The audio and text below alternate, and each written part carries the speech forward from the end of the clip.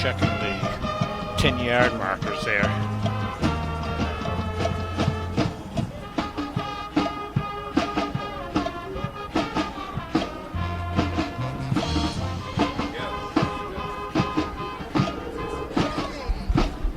All right. How you doing? Old? How you doing? Doing a lot of games or a college game? You like that? Oh yeah. How close were you to it?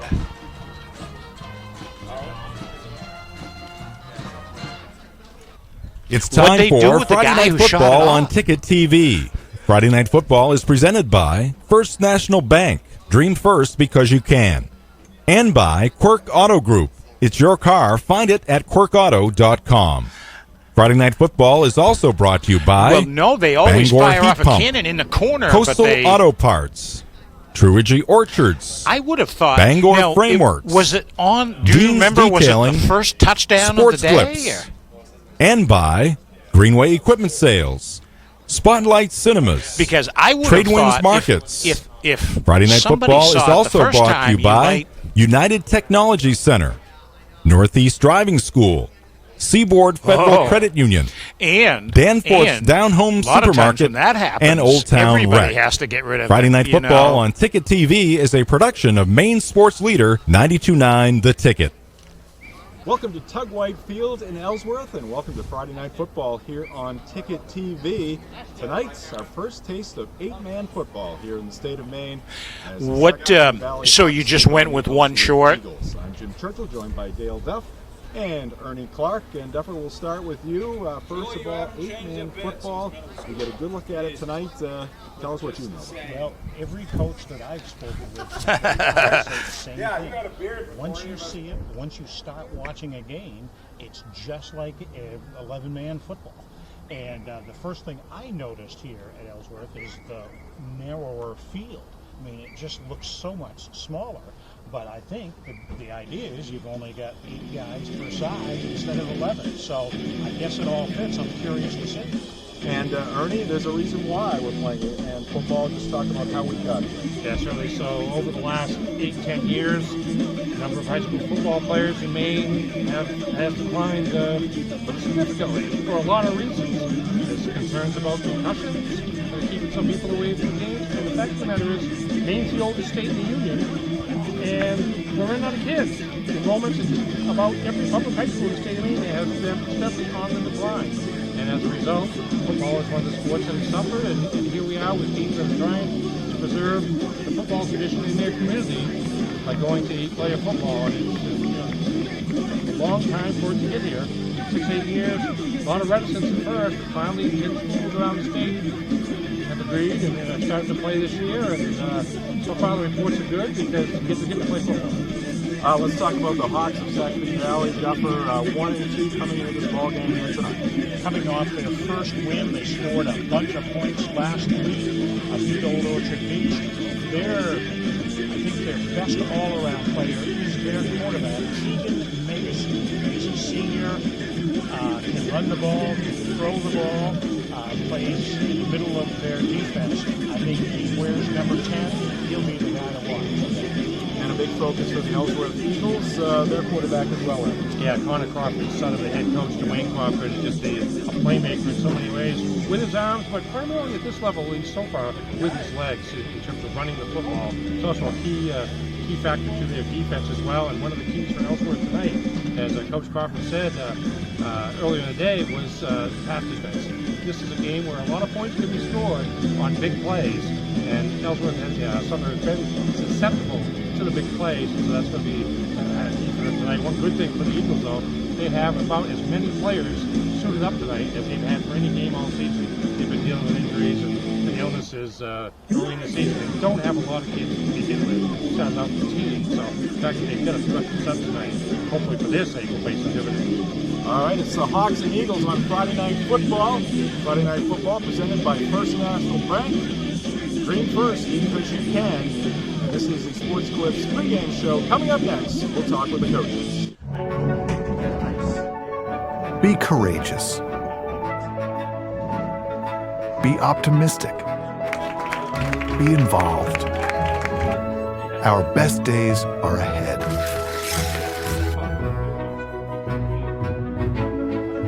Dream first, because you can. First National Bank, member FDIC, equal housing lender.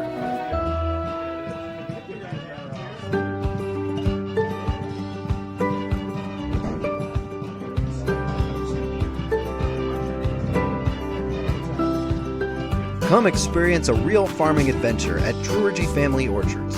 Voted one of America's best corn mazes, it's good old-fashioned fun for all ages. Open now until November. Come on out today and see if you can make it through. Drury Family Orchards. Come gather beautifully. Bangor Frameworks has offered custom framing for your paintings, photographs, and prints since 1989. Bangor Frameworks will frame and mat your sports memorabilia, and they even do shadow box framing for your favorite jerseys. At Bangor Frameworks, they take great pride in their superior workmanship, from the highest quality materials to the construction of the frame to the precise installation of your finished piece. Your favorite art and your special memories deserve the best. Visit Bangor Frameworks at bangorframeworks.com or stop by at 175 Exchange Street in Bangor.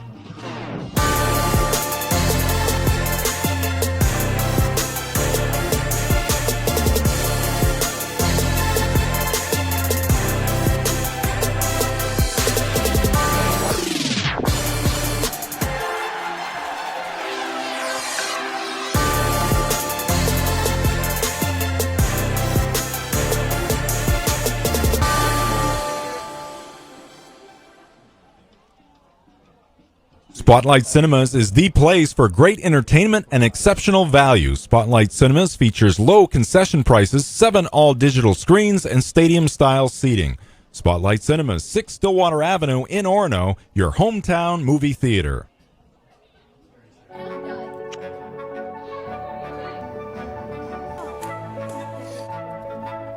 Connect.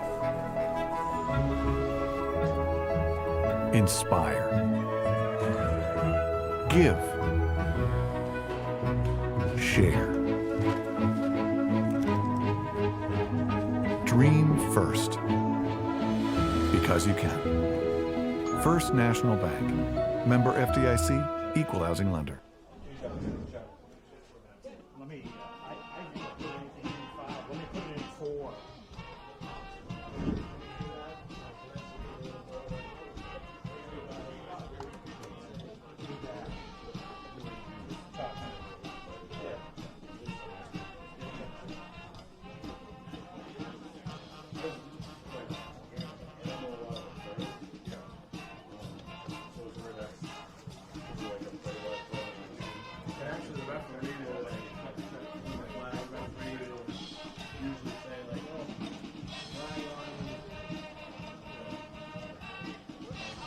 And welcome back to Tug White Stadium here in Ellsworth. Jim Church along with Dale Duff and Ernie Clark as we have Friday Night Football here on Ticket TV. Thanks for joining us here on the Sports Clips pregame show. Time now to hear from the coaches. Dale had a chance to talk with Steve Bridges from Sacopee Valley earlier tonight.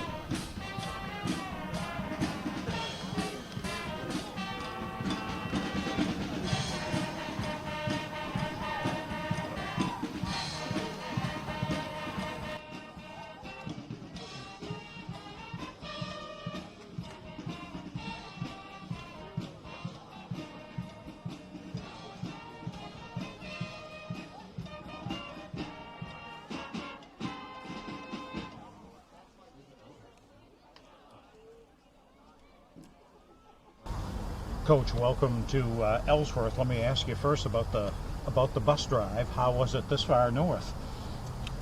Shorter than we expected. We were, just focused up. I think that we're eager to play. Coming off a win, so I think the kids are excited. And honestly, the bus ride seemed a lot shorter than I thought it was going to be. So we're happy that we're here now. Overall, tell me your thoughts on 8-man football. Three games in. Honestly, each day that I'm out there, it's hard for me to tell the difference from the 11-man version. We run an offense that I've been familiar with in 11-man football, and kids haven't missed a beat as far as picking it up and learning the schemes and what we're trying to do out there.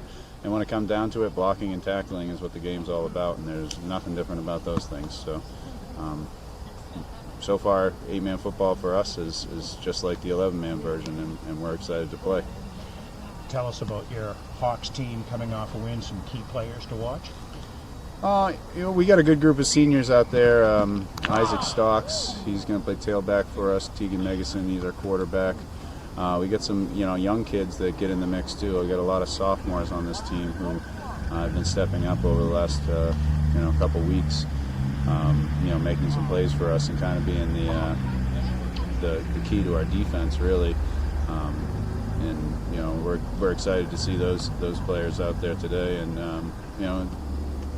I'm an offensive line guy, so I always think that the game's won and lost at the line of scrimmage. So those are the players to watch, really. I know it's not exciting to watch the Hogs down on the line, but if we're dominant at the line of scrimmage, then that'll be the difference today. Good luck tonight, Coach. Thank you. Good evening, ladies and gentlemen. That is the story from the Sacopee Valley side of the ledger. Now let's get the Ellsworth Eagle perspective. Dale talking with head coach Dwayne Crawford.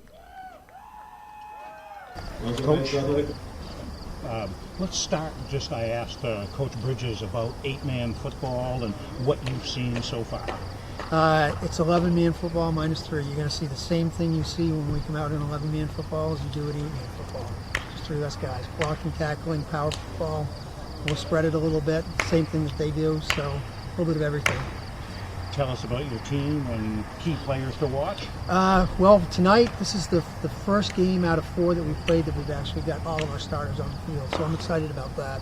It's been one of those seasons where you hold your breath every week and pray for everyone to show up, and we've had sickness and injuries and school issues, so now we've got them all on the field. The key guys to watch: offensive line, going to be huge for us tonight. Our backs, Connor, Javon, they're really fast guys. Connor's really powerful, so watching those guys up the middle and Javon to the edge. And defensively, our nose and our line, we've got a 2-man front, basically nose and linebacker, and some guys moving around. But the biggest problem we've had all year is giving up the long pass. So making sure that our corners do their job, stay with their man. That's going to be the key tonight. Good luck tonight. Thank you.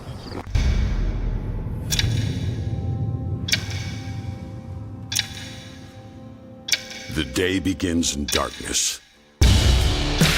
Time does not define me. It drives me to keep roads, schools, and storefronts open, making sure our town is open by daybreak and our livelihoods are open for business. It's your boss. Find it at Quirk. Save big on your heating and cooling costs now with Bangor Heat Pump. Bangor Heat Pump is an all-in-one company providing sales, service, and cleanings by factory certified technicians. Get a free quote from Bangor Heat Pump. Call 659-8193. That's 659-8193. Visit BangorHeatPump.com and like us on Facebook. Want to save money? Come see us at Bangor Heat Pump.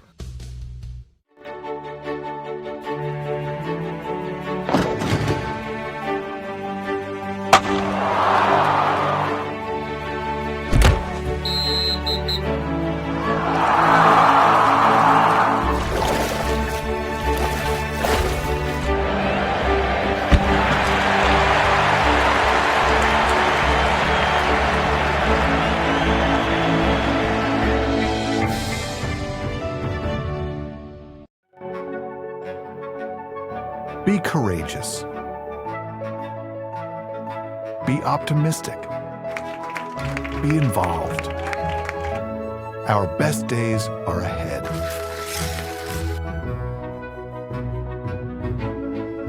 Dream first, because you can. First National Bank, member FDIC, equal housing lender. Sometimes life is a cluttered mess, but your car doesn't have to be. At Dean's Detailing, we have a variety of packages that will make your car look new again. Change your outlook. Book your appointment now at deansdetailing.com. Celebrating 50 years, Northeast Driving School is Greater Bangor's #1 choice for driver's ed. The Northeast team is experienced, professional, and dedicated to its students.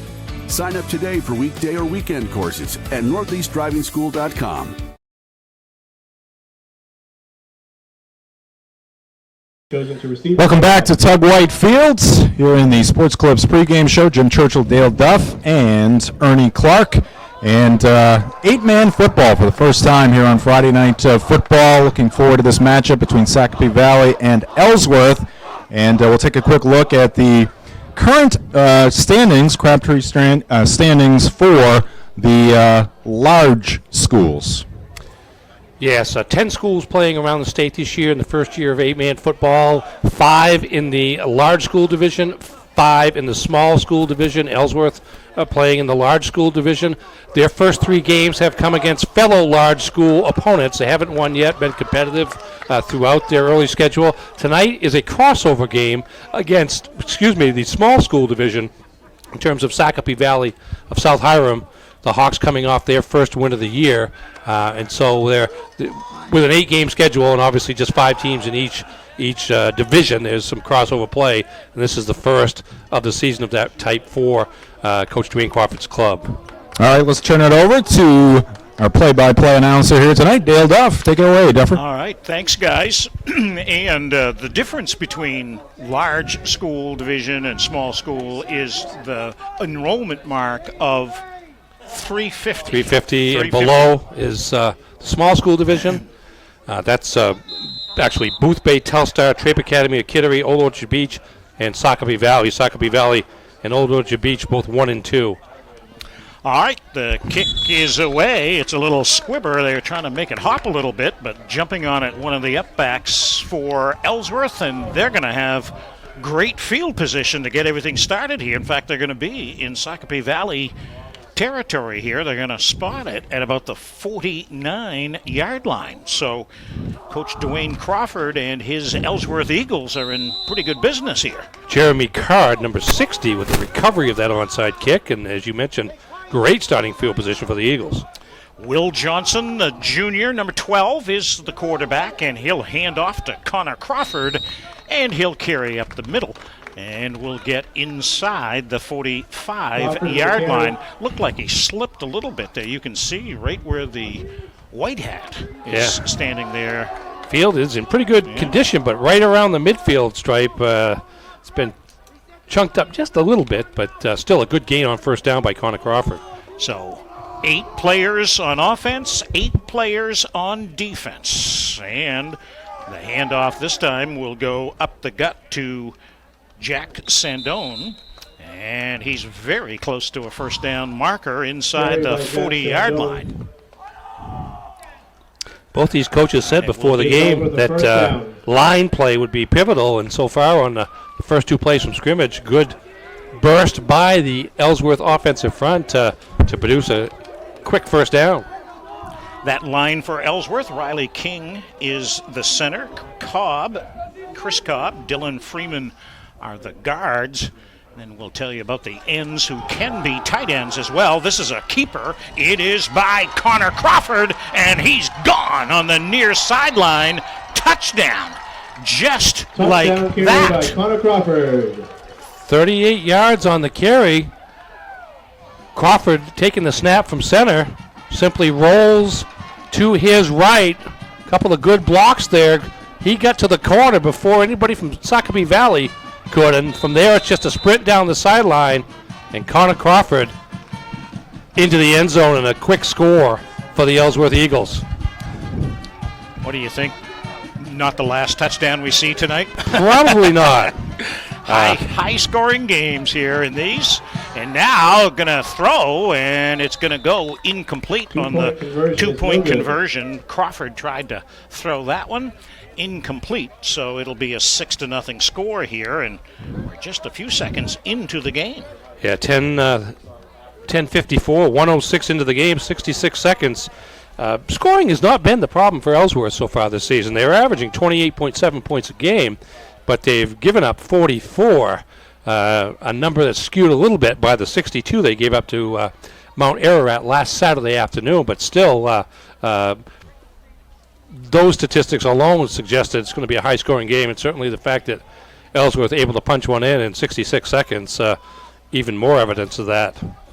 That's also the evidence both coaches were telling us ahead of time, too, is that, speed can kind of kill here because there just aren't as many guys out on the field that can tackle you. Well, once Crawford got to the corner on that play, he really had to outrun only 2 players to get to the end zone, and showed good speed in doing so.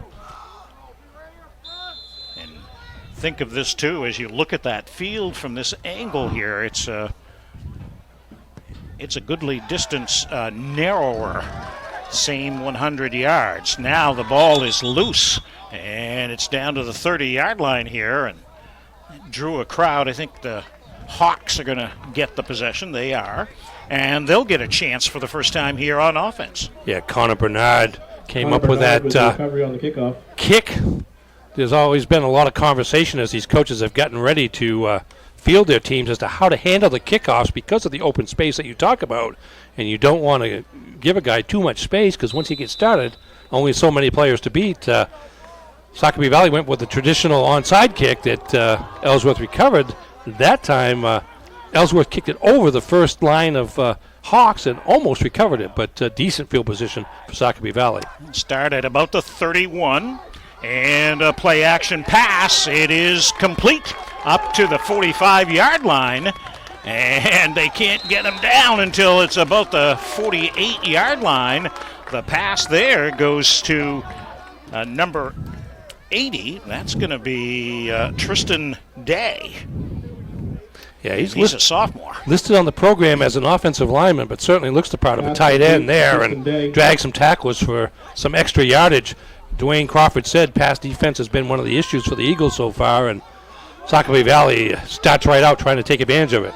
That's a good play-action fake there by the quarterback, number 10, Tegan Megason. He's a senior player. Pitch play here is going to go to Stocks, and he's going to be corralled in the backfield. That's going to be a loss of 3 or 4 yards as the defense of the Eagles came up and stopped that play. Fewer players, but less area side to side to have to cover. The field 40 yards wide at the 8-player level. That's compared to 53 1/3 yards wide for 11-man football. So you're talking about 22 to 23% narrower field that we're using here, although the length of the field is the same at 100 yards. And from the 44-yard line, second down, here's Megason with a little flip. Going to go to Stocks, and he's got nowhere to go. I think he's going to lose another yard or 2. Yeah, that's Javon James, number 2, out there quickly to deny Stocks the chance to get around the corner on the pitch play. And now the Sacopee Valley Hawks most likely in a must-pass situation as they're looking at about third and 16 or 17.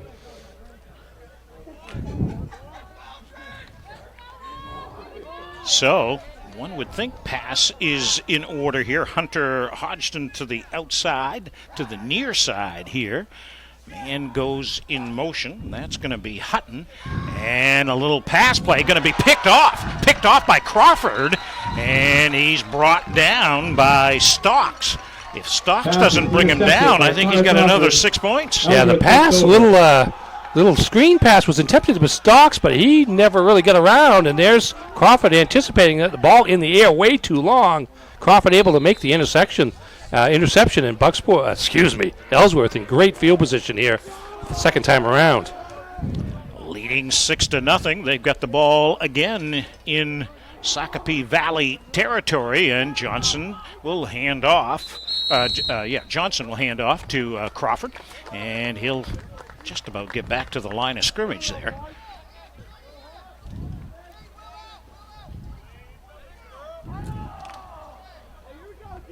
And he will get back to just about the line of scrimmage at the 33-yard line.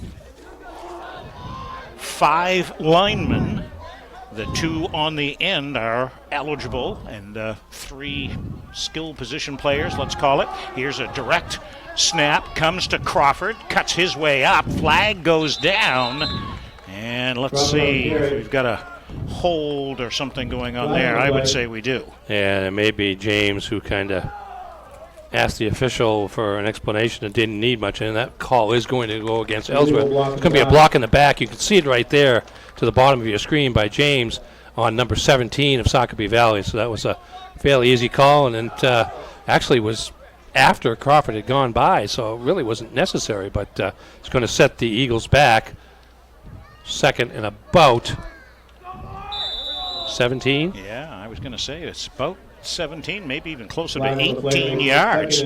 So instead of a nice gain, they've got some work to do here on second down. First quarter action here from Tug White Field in Ellsworth. 8-man football here on Ticket TV for the very first time. Here we go, and the quarterback is Crawford. He wants to throw, and he overshoots his target. And that is Javon James, and he had a couple of steps on his defender too. But Crawford's pass too far down the field. Yeah, you can see James with a lot of speed out there in the open field, and he got behind the defense, but just, a little bit overthrown by Crawford. So third down coming up. They've got this possession by virtue of an interception. Kind of interesting that sometimes Johnson's the quarterback, sometimes Crawford's the quarterback, and Coach Crawford said that he does do that from time to time. And yeah, they really want to get the ball in Connor Crawford's hands as much as possible, but maybe a little bit sleight of hand using Johnson as a quarterback as well. Like right now, and he hands off to Crawford, and he brings along a couple of tacklers inside the 40-yard line. He'll pick up some pretty good yardage, but it's fourth down now, and it's about 4th and 15 yards. Yeah, we'll see. It looks like Ellsworth going to... No, he's going to call for the punt now. You usually see a wave of players come on when it's a punt formation. I know. Now punt team in. 2 or 3 changes, and there you go. And so they say they're going to punt it. I don't know. Crawford is the guy. Yeah, he can kind of survey the field a little bit. He looks like he wants to pass to me. It looks like Sacopee Valley's all up at the line of scrimmage and do a little soccer kick, and that's going to go out of bounds. And they're going to have to. And okay, so they got to find out where the ball went out of bounds, because they're going to walk it off, get to the 15, and he's still walking. He's still walking up to the 20-yard line. I was going to say it looked like it was a fairly short kick. Yeah, it kind of went sideways. 24. So 13 yards on the punt. Sacopee Valley gets its second possession. Will you stop showing off with your quick math there? Yeah. If the numbers are low, Dale, I'm okay. As the game goes on, I might be in a little trouble. Now, one thing is the officials are talking to the Hawks. I wonder, was there a flag down possibly? Yes. Illegal procedure here against Ellsworth Eagles. Yeah. And they're going to decline it and take the bad punt. The ball at the 24 is pretty good after a 13-yard punt. Sacopee Valley from South Hiram, Maine. Past 3 years, 1-7 last year. In Class E, they moved up from the developmental league that they played in the last 2 years. Before that, in 2017, came back as a varsity program in the developmental league, went 3-5 and lost in the semifinals.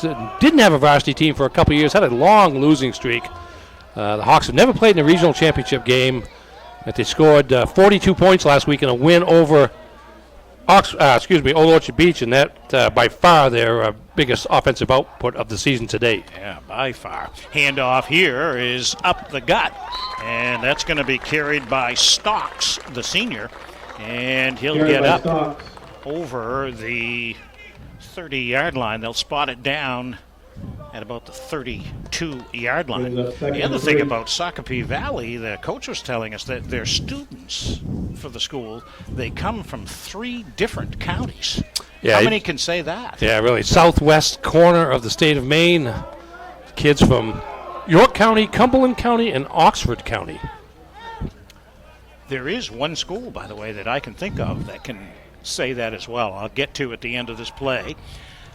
Megason over center will hand off to one of the guys on the end. That's Stocks. He was kind of lined up as a tight end, and he took the handoff. That's something you don't see in 11-man. Yeah, and here's a history of the Ellsworth Eagles program. 3-5 last year in Class D North, did not make the playoffs. Before that, 4-4 and 2-7. As they became eligible for the playoffs based on enrollment. They have not played in a regional championship game either as well, but they have faced the toughest schedule in 8-man large school division this season so far, with their opponents winning 56% of their games. And they had about a 50-year plus layoff of football here at this Ellsworth High School for a lot of years. And handoff there, or I guess Megason was going to keep it himself. He didn't go anywhere. In fact, he may have lost a yard. By the way, the 3-county thing, students from 3 different counties, East Grand High School, Danforth. So you got Penobscot, you got Washington, and you got Aroostook. Exactly. A little smaller school than Sacopee Valley, I'm guessing. I would think, yeah. All right, second down call here. Let's call it second down and about 10. Megason will hand off. It'll go to Stocks. Is that? Yes. Stocks, and he'll get not bad yardage. Get it up over the 40-yard line. And it'll set up a third down and reasonable here. Yeah, one of the things that I was going to mention is the fact that numbers don't quite mean the same, uniform numbers in 8-man football as they do in 11-man football. There is no distinction between lineman numbers and pass catchers or running backs for that matter. That's why 85, for instance, is the primary ball carrier for Sacopee Valley. Tell me about it. You kind of look for lower numbers, when you're got guys carrying the ball. But when 85 shows up, there's a give up the middle. And that's to Stocks. Carried by Stocks again. And he got just a couple of them. Now that's going to set up fourth down and about 3. And so what will the Hawks do? Oh, you're funny, though. You look at Stocks, and you half expect him to get up and be wearing number 35, and then he stands up fully, and you see the 8 there. But that's one of the big differences. And in terms of being a wide receiver, you can be number 52 as long as you're on the end of the line and be an eligible receiver. Now I'm going to put a man in motion. That's Hutton. Pass over the middle, and he overshoots the target. And that was number 80.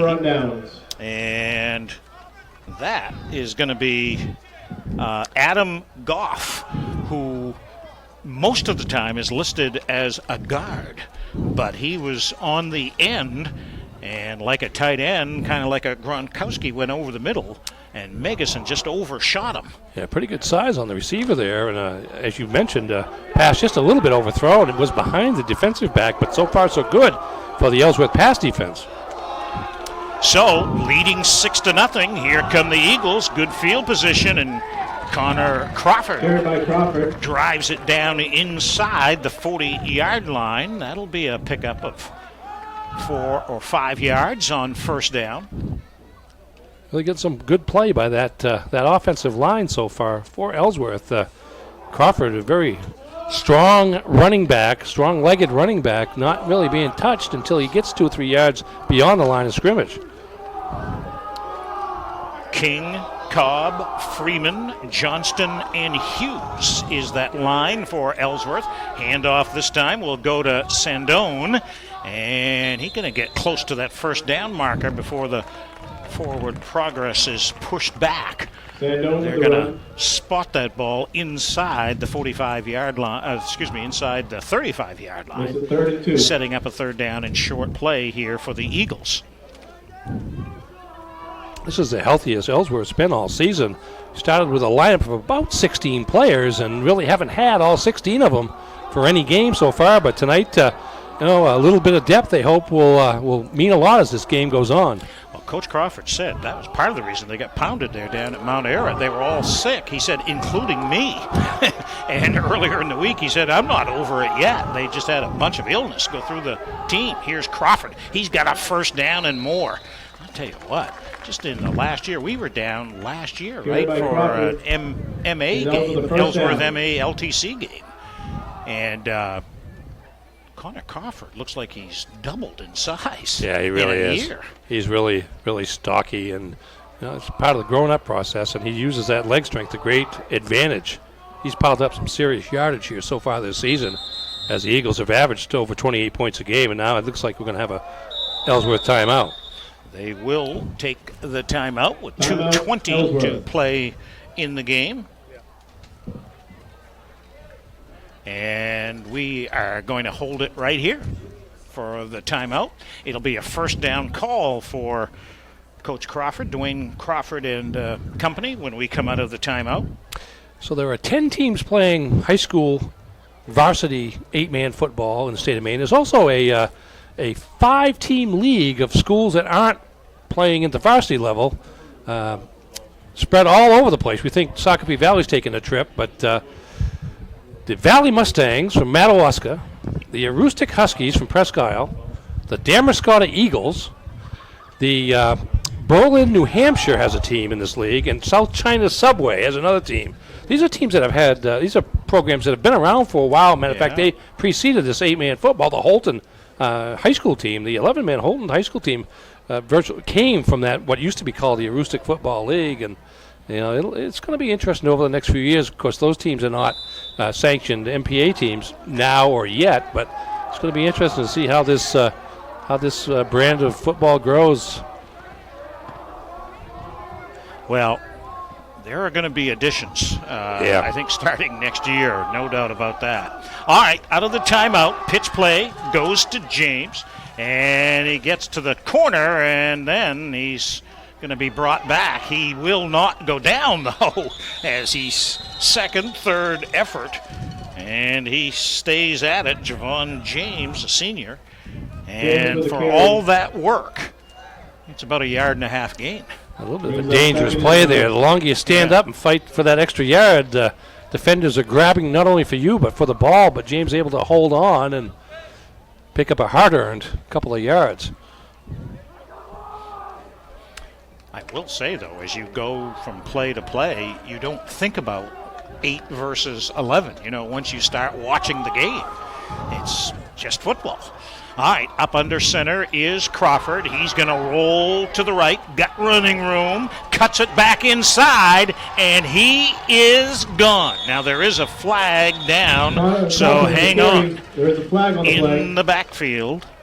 And let's see if this one is coming back. Yeah, it probably is, just based on the spot of the foul, and indeed it is. It's going to be a hold against Ellsworth. It was a play much like the touchdown, that illegal hand to the back. Play much like the touchdown in terms of Crawford getting to the outside, rolling right, but I think the illegal hand to the back came early in the play. This time Crawford cut back to the inside to finish off the run, but goes for naught as Ellsworth commits its second penalty of the game. Both of them major penalties. Instead of a touchdown, they'll back that up to the 40-yard line, and it will be second down and about 20. Tell you what, Crawford gets out there into some open space. He's got some wheels and he's got some moves. I imagine he could be a pretty good sprinter in track and field because he's got those strong legs, and then he's got the breakaway speed after he uses his power to get through the initial tackler. He pitches this time to Javon James. He's got running room. Shakes off 1, 2, 3 tackles and is brought down inside the 30-yard line. Flag on the play. Oh, boy, there's another flag down.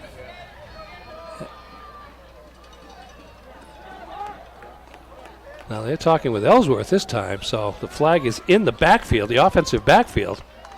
Let's see if something happened after the handoff. Face mask on the defense.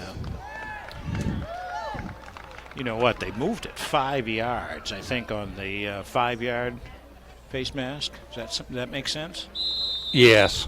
5 yards from the end of the play, indeed. Yep. So that's a huge gain for the Eagles, and that's going to leave them with, from 2nd and 20, they're down to 3rd and about 4, maybe 3 even. Yeah, very manageable. 2-down territory here for the Eagles. They're already leading here 6-0, and we're inside of a minute to go in this opening quarter. Hope you're enjoying 8-man football here on Ticket TV tonight. Here's a run by Crawford. Carried by Crawford. He's going to be close to the marker. I think he's a little bit short. He will be about a yard short, but they'll go for it on 4th down here. And will they need to run a play? I would say yes. Probably going to have to run this play before the quarter break. I believe they have a 40-second clock that runs from the time the ball is spotted. They've made some changes to the timing of it to speed up the game, and it looks like there will be no more plays here in the opening quarter of play. Yeah, that's going to be it. And we've got the first quarter in the books. Early in the game, a 38-yard run by Connor Crawford puts the Eagles in front after 1 quarter of play. 6-0 over Sacopee Valley. You're watching Ticket TV. Be courageous.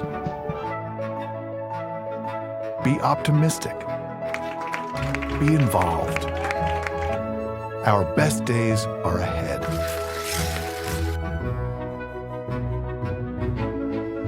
Dream first, because you can. First National Bank, member FDIC, equal housing lender.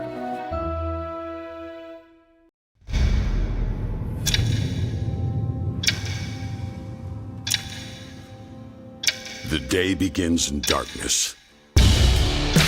Time does not define me. It drives me. To keep roads, schools, and storefronts open. Making sure our town is open by daybreak and our livelihoods are open for business. It's your boss. Find it at Quirk.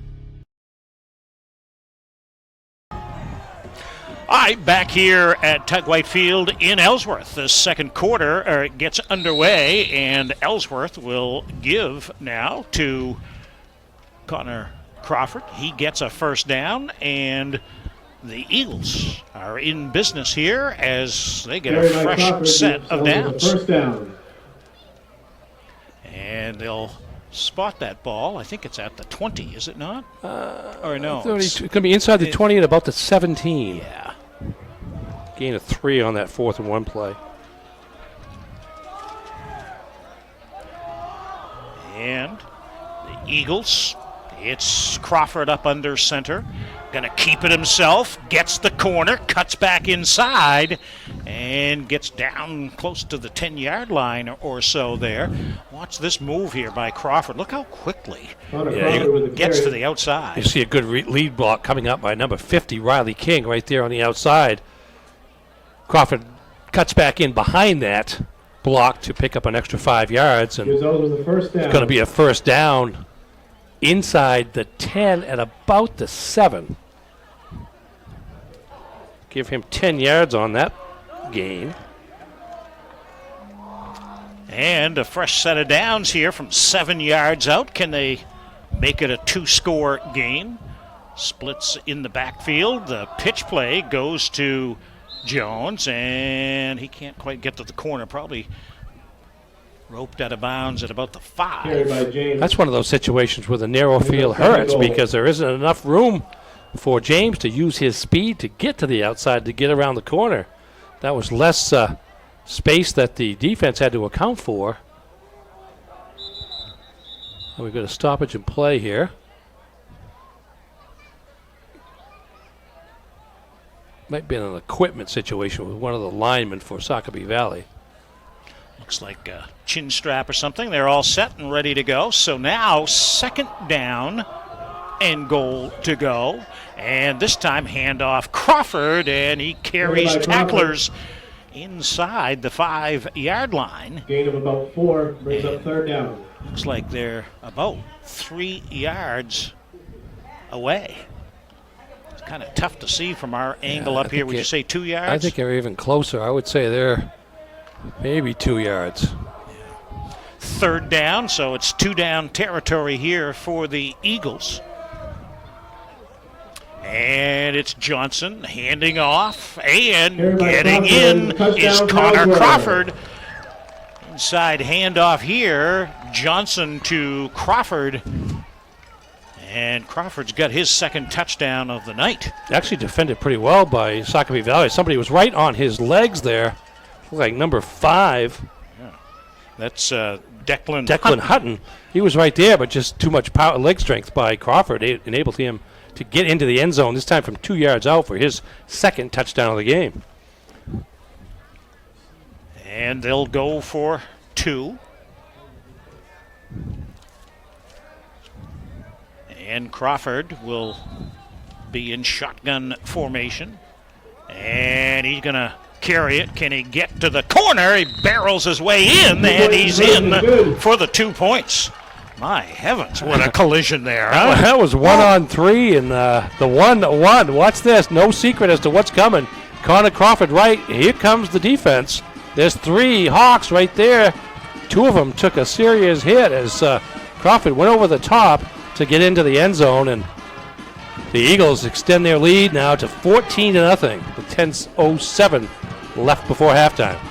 By the way, what a great scene here in Ellsworth. You can't really see because of the darkness, but those trees in the backdrop there have just begun to change a little bit color, and it's kind of a natural amphitheater. People sit up on that the hill on the far side, and it kind of gives it a stadium kind of feel, doesn't it? Yes, it does. All right, 14-0 here. Eagles in the lead early in the second quarter. They're looking for their first win in 8-man football play, 0-3. We mentioned their 3 losses. Opening night, lost to Yarmouth 20-14.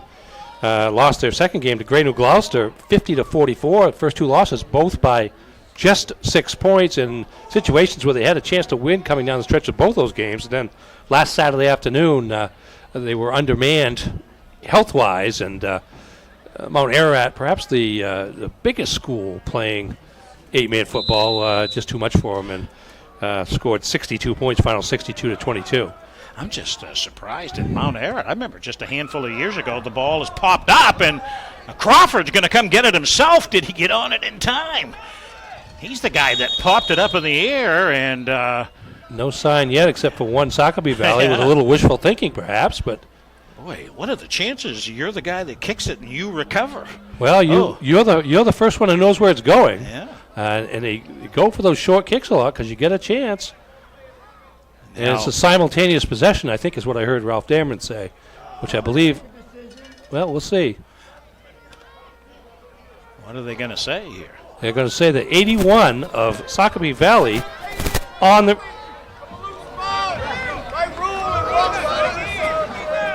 Okay, he did say simultaneous possession. 81 of Sacopee Valley was one player at the bottom of that pile. Hunter Hodgson, tight end. The Hawks recover the kickoff. But that's a good try. I mean, you take your chances on a play like that. You give up some field position, but you give yourself a heck of a chance to make the recovery. And that time, Sacopee Valley was fortunate to come up with the ball. And clearly, the kick game is different. I mean, not very different. You just can't give the ball up in open space because of what could happen. Not that high schools around have a plethora of great kickers anyway. That's a real specialized skill. Here is Stocks, and he picks his way up over the middle. I think he was intending to go to the near side here. Found some running room up the middle and gets up near the 50-yard line. That's a good pickup of about 7 yards on first down. Yeah, he had to wait, Stocks did, for a hole to open up because there was nothing initially at the line of scrimmage when he first got the handoff, but he waited out patiently and then used his leg strength to forge his way forward. So let's call it 2nd down and 3 here for the Sacopee Valley Hawks. Tight formation here. Megason, the quarterback, up under center. Quick hitter goes to Hutton, and he'll carry the mail up over the 50 and down to about the 46. He's very close to a first down. In fact, they say he got it. Yeah, nice spin move there. Again, not much at the initial point of contact like the play before, but that time the spin move gave the runner enough space, or found him open space enough to get that first down. Hutton's a senior. Megason, the quarterback's a senior. Stocks, 85. Number 85 has carried it a lot. He's a senior as well. Stocks is lined up right behind Megason on this play. And Hutton goes in motion. And now Megason goes in motion. Uh-oh. He reverses direction. And can he get to the corner? No. As Crawford did a pretty good job there to make sure he didn't get to the corner. Yeah, he goes Megason left, and he realizes pretty quickly there's no room there. He gets to the corner quickly again because it's a narrower field. Comes back the other way. Thinks he has room for a moment, but there's Connor Crawford, who's been waiting there on the weak side the entire time, and he's able to force the quarterback out of bounds for just a short gain. In fact, it's only maybe no gain. A gain of about a foot. That's a long way to run back and forth for a foot the yardage, eh? Yeah, that's you like to see when they run east and west as opposed to north and south. Basically the same formation here. And this time they will hand off to Hutton, and he spins and goes down.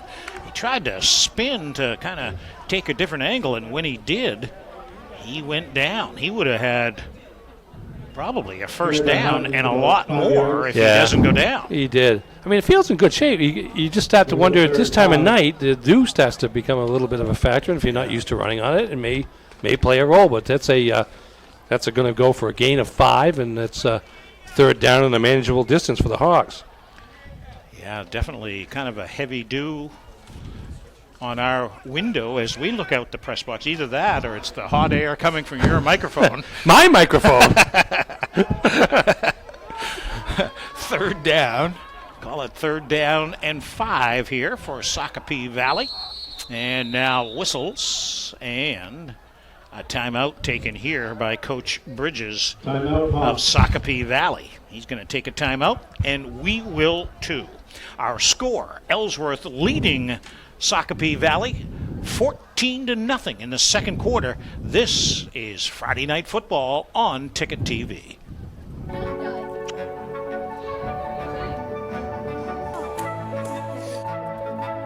Connect. Inspire. Give. Share. Dream first. Because you can. First National Bank. Member FDIC, Equal Housing Lender.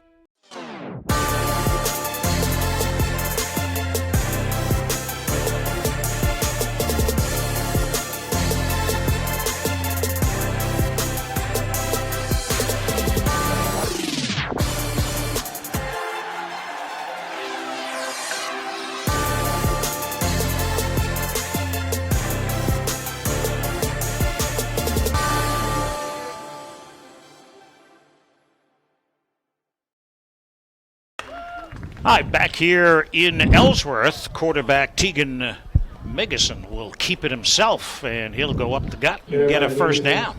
Ball's going to be spotted at just about the 35-yard line. He needed 4 or 5 yards to move the chains, and he got that and a bit more.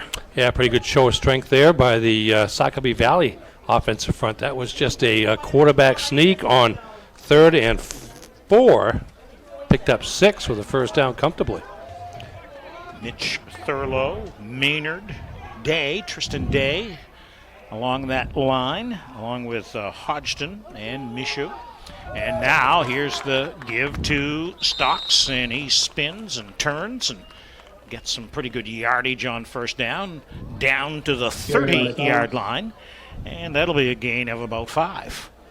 Gain of 5 brings up 2nd and 5. Defensive line, basically 3 linemen for the Eagles. Riley King, Jeremy Card, Noah Hughes.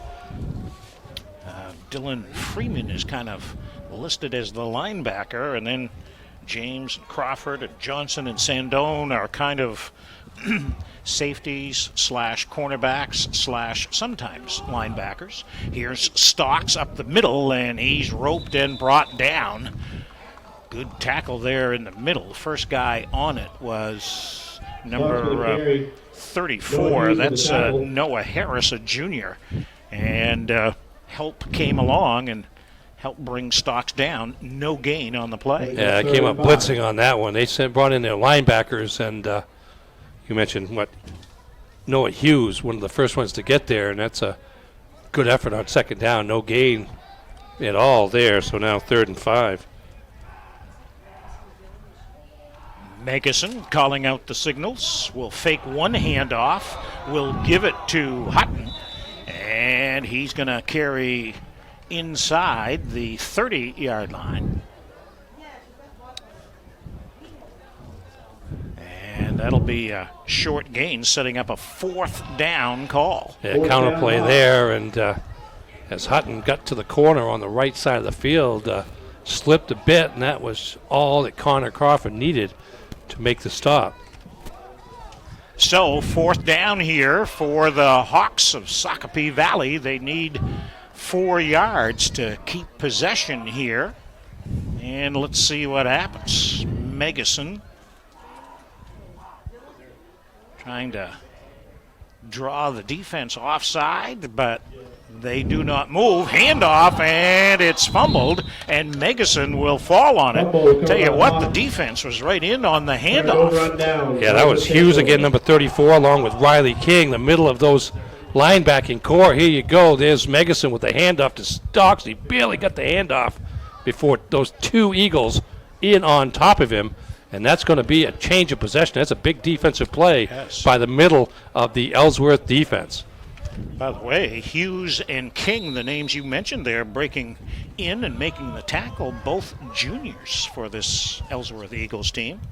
And so the Eagles go on offense again here, leading 14-0. A 38-yard and a 2-yard run for Connor Crawford. And he's got it again. I'm sorry, that's James. And he's got the corner, and he steps out of bounds. I heard the whistle over there. We'll see where they're going to spot it. Javon James, it's a 1st down. They're going to spot him out of bounds about the 44, 43. Boy, you can see the speed there. And he actually made a nice cutback at the end of the run, but he just stepped on the sideline before he, as he planted, and probably prevented another 10 or 15 yards at least on the game. But as it is, 1st down for the Eagles. So just shy of the 44-yard line. 1st down call here. Looks like a direct snap, and this time flags come down. I think somebody forgot the snap count is what I think. Yeah, that was the same play as the last one in terms of that direct snap back to James. Just another look by the Ellsworth offense. They've now snapped it to 3 different players. So it's a bit of a guessing game on the defensive part as to how the play is going to evolve and who's going to start it for Ellsworth. Tell you what, with Crawford and with James, if you're the defense, you got a couple of guys you got to worry about. Yeah, it's power and speed both. Now timeout, and Coach Crawford's going to spend a timeout here, and it'll be a 1st down call. They're going to back them up 5 yards, and so it'll be a 1st down play. When we come back, it's Ellsworth 14, Sacopee Valley is 0, and this is Ticket TV.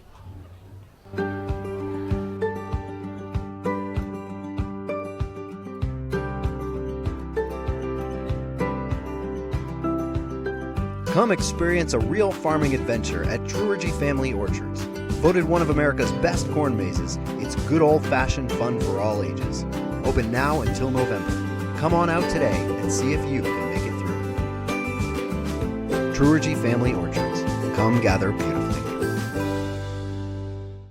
Town Rec Center is where recreation, education, and community come together. Located at 342 Bennick Road in Old Town, the Old Town Rec Center offers preschool programs like Kicking Stars Soccer, youth programs including flag football and fall baseball, and an after-school enrichment program for grades K through 8. Whether it's healthy hometown activities or simply a quiet place to get help with homework, the experienced staff at Old Town Rec delivers safety and encouragement at every turn. Call 827-3961 or visit them at oldtownrec.com. With the tackle.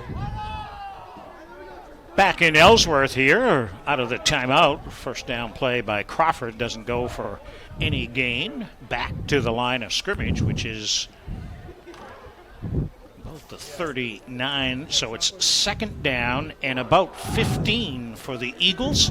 They've got a 2-touchdown lead. This time, Crawford shot out of a cannon up the middle.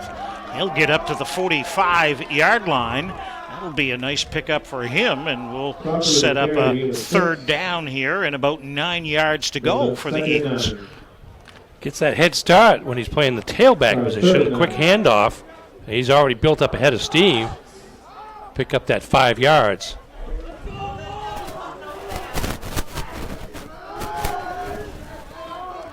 So third down here for the Eagles from their own 45-yard line. This time, Johnson under center will hand off to James. I think. Crawford, okay. Crawford it is. Crawford with a carry. And he'll get up near midfield, shy of the first down marker, but sets up a fourth down. Call it about 3.5 yards here to go for the first down. Yeah, interesting situation here. 4th and 3. You risk giving up good field position, and now they've brought on a couple of different players. I don't know if that means the punt team or not, but we'll see in a second. Looks like he's back in punt formation, but he's got options. He has plenty of options here, as we saw the first time. Did kind of a soccer style kick. Looks like he's going to pass this time, and the pass is picked off. That is picked off, and it's going to come up near the 45-yard line. And number 81, Hunter Hodgson, will pick it off. It never did reach James. It was intended for him. He slipped, although I think the pass was going to be short anyway. It was, and that's part of the reason that he slipped. And there's Hunter Hodgson with the interception. I mean, you could argue it was equivalent to a short punt, but as it is, the drive is stalled, and Sacopee Valley gets the ball back now with 2.5 minutes to go here in the first half. Yeah, they're going to have to pick up the pace here a little bit in between plays with under 2.5 minutes to go. Megason, the quarterback, number 10, and he'll fake the handoff, keep it, and get the corner, and he's got speed, and finally is pushed out of bounds at about the 35-yard line. By Megason. Adam Inman made the shove to get him out of bounds. He was about the last Eagle to do something. Yeah, the fake of the handoff really sucked the interior of the Ellsworth defense in, and that allowed Megason to get to the corner, and the strong safety, the only player left to force Megason out of bounds. But as it is, it's going to go for a gain of about 16 yards. And the other thing it did, it stopped the clock, allowed them to huddle up and get another play cooking here. And a fresh set of downs, trailing by 2 touchdowns, these Hawks. And now a handoff will go to Hutton, get to the corner, but James is there. And after about a 3, maybe 4-yard pickup, James ropes him down. Yeah, counterplay worked initially as Hutton was able to elude a tackler behind the line of scrimmage, but good speed by James to track him down and limit the gain to about 4 yards on first down. So the ball sits at the 35-yard line. It's a second down call. Let's call it second down and 6 for Sacopee Valley. And hand off to Stocks up the middle, and he's stood up at the line of scrimmage. No gain. And it'll be third down here. No gain. And the clock continues to run here on the Hawks. Done a pretty good job containing Stocks. He has two 8-yard gains, but the rest of them have been for minimal yardage. That interior of the Ellsworth defense doing a pretty solid job here in the first half. Nearing the 1-minute mark until halftime here. Third down call here for Sacopee Valley. Shotgun formation for Megason. With Stocks lined up behind him. Little option play. Pitches it. It's on the ground. And Stocks has got to dive on it and keep the possession here. And that'll back them up to the 40-yard line. And it'll set up a long fourth down call. Here it is right here with the pitch play at the last minute. Yeah, he never looks where he's pitching to because he knows where his tailback's going to be, but not a great pitch. And that play wasn't seemingly destined for much of a gain anyways, but as it is, it's going to be going to reset the game clock now to 41 seconds from 49.3. And I think we're going to start the clock as soon as it gets set.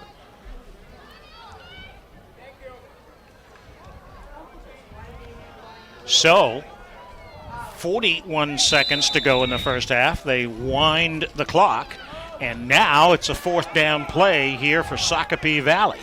Fourth down and close to 12 yards.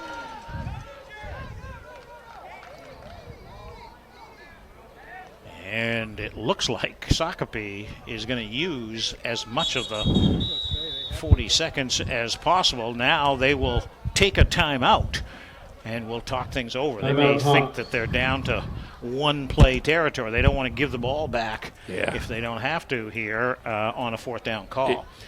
During this timeout, let's head it over to Jim Churchill for some words. All right, thank you very much, Dale, here in the Friday Night Football broadcast booth. Friday Night Football presented by First National Bank. Dream first because you can. First National Bank, member FDIC, equal housing lender. And Friday Night Football also brought to you by Quirk Auto Group. Quirk is your main Boss plow dealer. It's your boss. Find it at quirk.com. Coming up at the half, we'll have the Bangor Heat Pump halftime show. We'll get you some first half highlights, some first half stats. And Dale Duff will have a special guest at the half. He'll talk with Ellsworth High School principal Dan Clifford as well. Dale, back to you. Yeah, Dan, the principal, he's on the MPA football committee, so we'll talk some football issues with Dan, whose brother Steve is busy getting ready for Orlando Magic training camp these days. All right, Megason wants to throw. Fourth down. He goes deep, and it goes incomplete. Pass is incomplete. Double coverage down there, and the Eagles will take over. The pass was intended there for number 17. That's Cameron Mishu. He's a sophomore. Well covered down there on the right side. Ball got to the end zone, but he had no chance to make the catch, so stop on downs by Ellsworth, and I think maybe they might give the ball to James one time and see if he can break something with his speed. It wouldn't surprise me at all, although you could also see the rollout with Connor Crawford, or they could settle for going into the half with a 2-touchdown lead. Let's see how they play it here. It is Crawford in shotgun, empty backfield. Rolls to the right. Looks and says, I'm going to try to take that corner. He does. Gets up to the 50-yard line. And the question is, did he get out of bounds? They stopped the clock at 4 seconds. Carried by Crawford. And apparently he did get out of bounds on that far side. Stops the clock so they can get one more play here. Now he can throw it deep if he wants. He was looking. I mean, I think he had the option on that last play. You saw him look up a little bit as he was rolling to his right. All right, probably the last play of this opening half, leading by 2 touchdowns. The Eagles trying to add, and rolling this side this time is Crawford, and runs into tacklers here and will go down at about the 44-yard line, and that's going to do it here in the first half. So early in the game, Crawford with a 38-yard touchdown run. And then early in the second quarter, a 2-yard touchdown run. That's where we stand, Ernie Clark, halfway through this 14-zip. Yeah, I mean, if you look at Ellsworth, pretty complete effort. They've been able to control the ball offensively with the ground game. I think Crawford, I haven't done the math yet, but certainly up around 100 yards rushing in the half. And then defensively, they've made the stops when they needed to. I know Coach Crawford of Ellsworth was concerned about pass defense, but that hasn't been a factor yet. Not really much of a passing game by Sacopee Valley. So 14-0 lead for the Eagles going into the break. It's all good news for the home team. Sure is. Looking for their first win of the year, first ever 8-man football win. And they've got a 2-touchdown lead halfway through it. Let's take a break here at the half. Ellsworth 14, Sacopee Valley nothing. This is Friday Night Football on Ticket TV. Save big on your heating and cooling costs now with Bangor Heat Pump.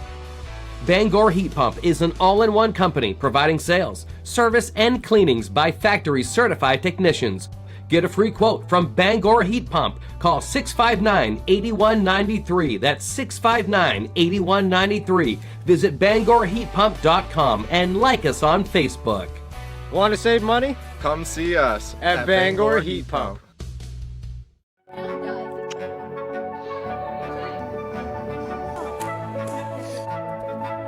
Connect. Inspire. Give. Share. Dream first. Because you can. First National Bank. Member FDIC, Equal Housing Lender.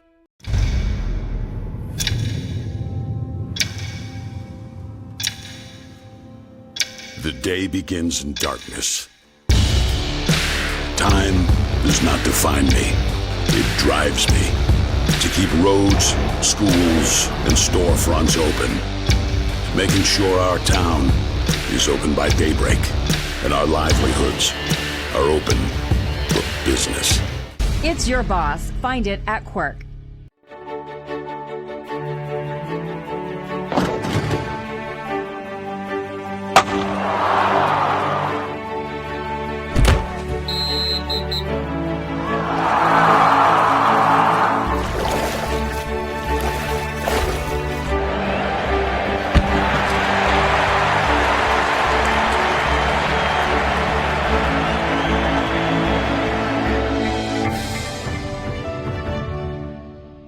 Sometimes life is a cluttered mess, but your car doesn't have to be. At Dean's Detailing, we have a variety of packages that will make your car look new again. Change your outlook. Book your appointment now at deansdetailing.com. Celebrating 50 years, Northeast Driving School is Greater Bangor's #1 choice for driver's ed. The Northeast team is experienced, professional, and dedicated to its students. Sign up today for weekday or weekend courses at northeastdrivingschool.com.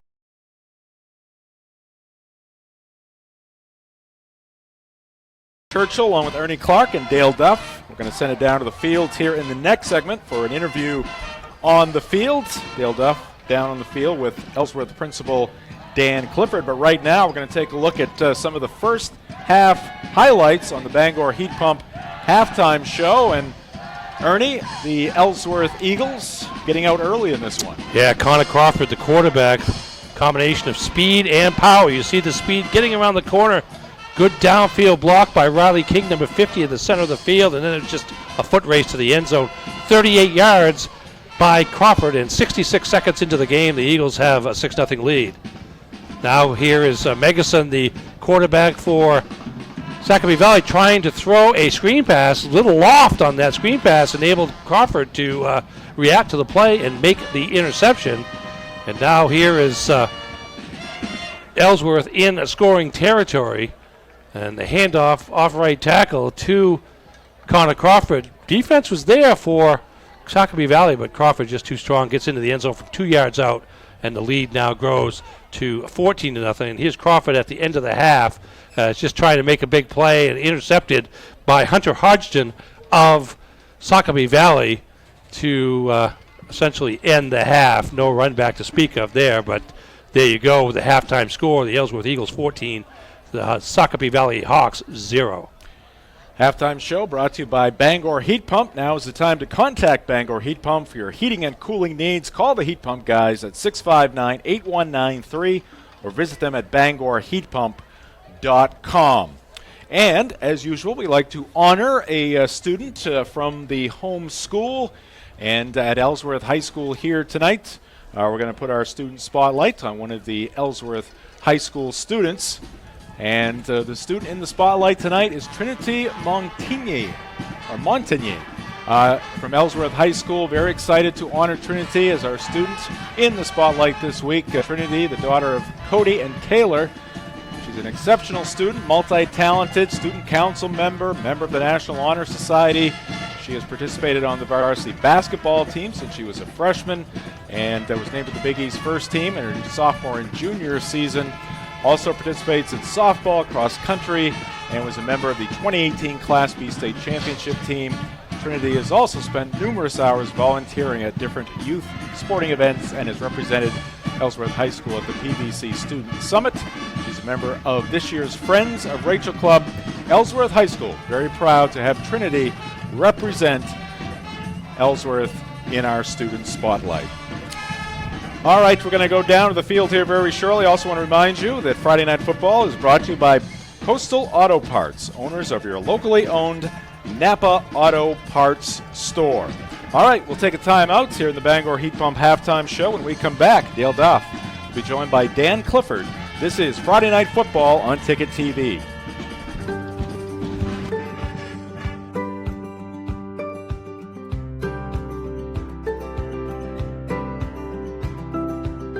Come experience a real farming adventure at Truergy Family Orchards. Voted one of America's best corn mazes, it's good old-fashioned fun for all ages. Open now until November. Come on out today and see if you can make it through. Truergy Family Orchards. Come gather beautifully. Bangor Frameworks has offered custom framing for your paintings, photographs, and prints since 1989. Bangor Frameworks will frame and mat your sports memorabilia, and they even do shadow box framing for your favorite jerseys. At Bangor Frameworks, they take great pride in their superior workmanship, from the highest quality materials to the construction of the frame to the precise installation of your finished piece. Your favorite art and your special memories deserve the best. Visit Bangor Frameworks at bangorframeworks.com or stop by at 175 Exchange Street in Bangor.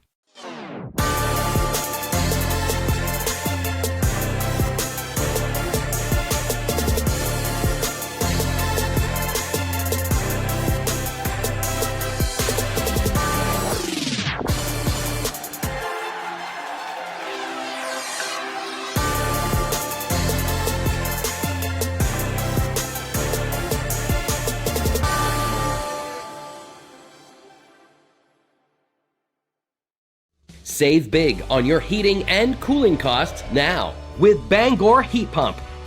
Bangor Heat Pump is an all-in-one company providing sales, service, and cleanings by factory certified technicians.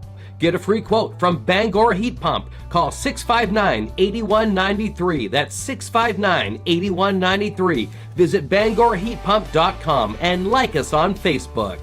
Want to save money? Come see us at Bangor Heat Pump. Be courageous. Be optimistic. Be involved. Our best days are ahead.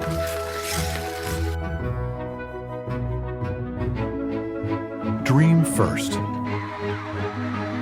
because you can. First National Bank, member FDIC, equal housing lender.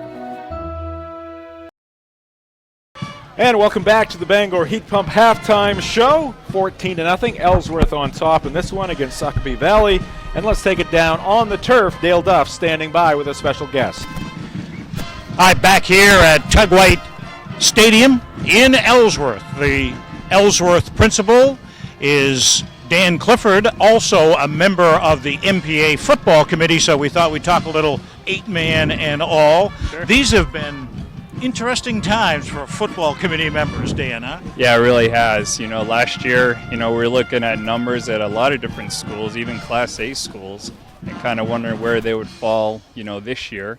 And started the 8-man division, and it's gone very well. The feedback has been terrific, and we're looking forward to that continuing. Coach Crawford, talking to him during the week, and then just observing my first time ever with the naked eye, the 8-man football. As they all say, it's just football when you start seeing it. Yeah, it's exciting. And I know we had a couple weeks ago, we had a game here, and it was 50 to 44, and a lot of scoring, and it's a fast game. And but our kids and coaching staff have enjoyed it. What do you think? You've seen some of the numbers and enrollments and all. Are we headed to more 8-man teams next year, do you think? I think there were some teams, some schools that were borderline and kind of they stayed 11-man, wanted to see how 8-man went. And, it's gone well, so I wouldn't be surprised if there were more teams in 8-man next year.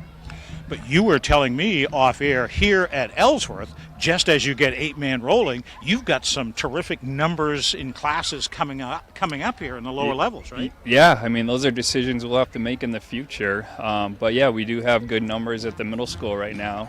And, so we are 8-man now. I could see us going 8-man next year. And the year after that, we don't know. We could be back to 11-man. How does it work with the MPA, the football committee? You'll meet at the end of the season and go from there? Yeah, we meet right before the state championships, and just to make sure we're organized for that.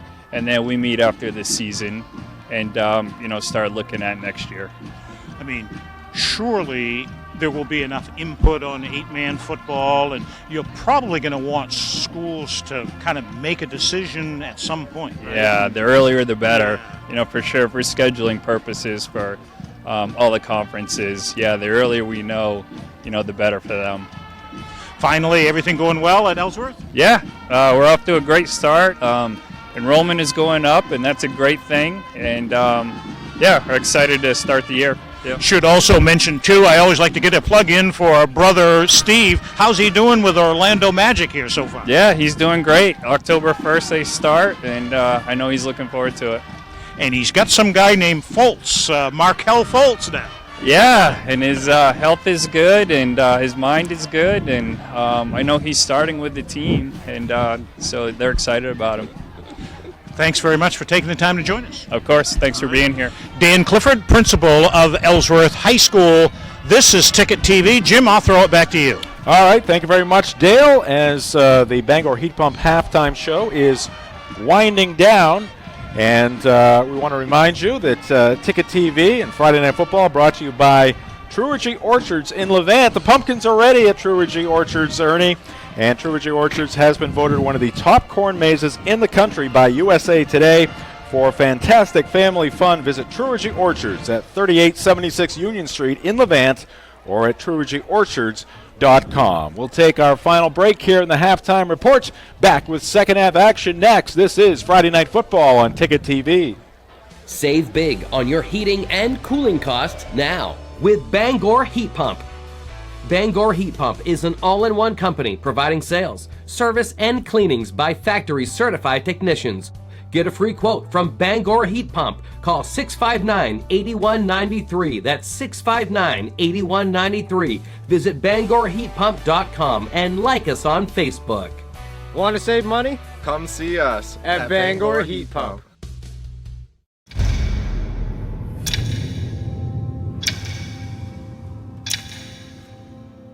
The day begins in darkness. Time does not define me. It drives me to keep roads, schools, and storefronts open, making sure our town is open by daybreak and our livelihoods are open for business. It's your boss. Find it at Quirk. Be courageous. Be optimistic. Be involved. Our best days are ahead.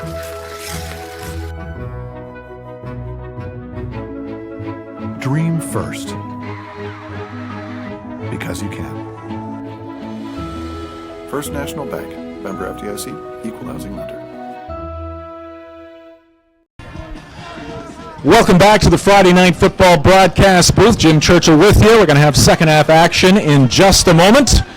Friday Night Football is brought to you in part by Bangor Frameworks. They have offered custom work for your paintings, photographs, and favorite sports memorabilia for 30 years. Check out their website at bangorframeworks.com or stop by at 175 Exchange Street in Bangor. 14-0 our halftime score as we'll get things underway here momentarily. Educating and engaging the workforce of tomorrow today. Maine's largest technical high school. Welcome to United Technology Center. Check them out at utcforme.org or stop by their school at 200 Hogan Road for more information on one of their over 20 program offerings. They also offer adult education. That's UTC4me.org. All right, let's send it back to Dale Duff and Ernie Clark. Ernie, I believe you have some first half numbers. They do, real quickly. Total yardage for the game so far, Ellsworth 140, Sacopee Valley 84. Big source of that production for the Eagles, Connor Crawford, 15 carries for 100 yards. And then Javon James, 4 carries for 24 yards. For the Sacopee Valley Hawks, Stocks, the primary ball carrier, 10 carries for 26 yards. Again, 84 total yards for the Hawks. So defensively, Ellsworth has done the job. You know what Dan Clifford was just telling me, they were talking about enrollment numbers and all, and he said they were like 480 something in Ellsworth last year. He said this year they're up to like 520. Yeah. They've got some big growth here. This is an area of the state, one of the few that is, at least particularly as you go farther north, that has experienced growth really throughout the last 10 to 15 years. This is one of the boom towns. This is a big weekend for them. Autumn Gold weekend in Ellsworth too. There's a lot of stuff going on in the city tomorrow especially, so nice place to visit as well. And so far a nice football venue tonight for the home team, as Ellsworth has been pretty solid. Clean football game as well, Dale. Just notice Ellsworth, there's 3 penalties, and Sacopee Valley just 1 penalty. It was a rapidly played first half. Yeah. First half played in less than an hour, about 55 minutes according to my watch, and that's always a good sign of clean play. The ball keeps moving and the clock keeps moving. And just as advertised, once they get out on the field, they line up in their formations. It is just football. And it doesn't look, except downfield perhaps, it doesn't look any less congested. I agree, yeah. And you got skilled players. You can probably move the ball and win some games. And now a little pop-up squib kick. And it's taken by an up-back there near the midfield area there. I think it's Devin Mudgett, number 88. 80, I believe. Was is it the 80? number. That's Adam Goff. Yep. He actually took one earlier. A little worried about those white tops that Sacopee Valley is having, what they could look like here by the end of the night. Well, put it this way. I think we're fortunate it's September and not late October. All right, so they've got good field position here to start things in quarter number 3. Trailing by 2 touchdowns. The handoff goes to Hutton, and he'll go up the gut for 2 or 3 yards down to the 45-yard line. Yeah, again, the middle has not produced much in the way of rushing offense for the Hawks. Stocks, for instance, averaged 2.6 yards per carry in the first half, and that play right there went for about 2.6 yards. So good defensive stand on first down by Ellsworth. Reset the line, and the starters here for you as we go along for the Sacopee Valley Hawks, looking to win back-to-back games here this year. This is Tegan Megason trying to scramble out of harm's way, gets out of bounds, and looks like he'll get maybe a yard on the near side here, nothing more than that. 3rd down and about 7. Yeah, Megason was looking to pass downfield, but Riley King would have nothing of that. He chased him out of the pocket, and at that point it was just scramble for Megason to see what he could get, and all he could muster was 1 yard. Megason, the quarterback. Mitchell Thurlow is the center. Day and Maynard are the guards. Hodgson and Mishu are the ends. Keep in mind those ends can go out for passes. And then it's Stocks and Hutton. And Megason up over center and will fake the handoff one way, try to pitch it to Hutton. The ball is loose and he'll fall on it.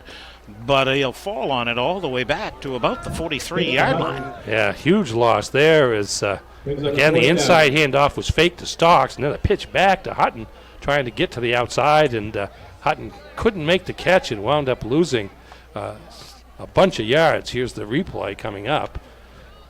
Or maybe not. There we go. See, there's the pitch at midfield, and looks a little behind him. Hutton had to do all he could to chase the ball back into the 7 yards just to make the recovery.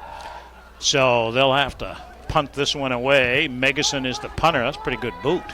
And it'll go out of bounds between the 35 and 40-yard line. I think that's the first time they've punted, maybe tonight, I believe so, yes. That's the first one I've got written down anyways.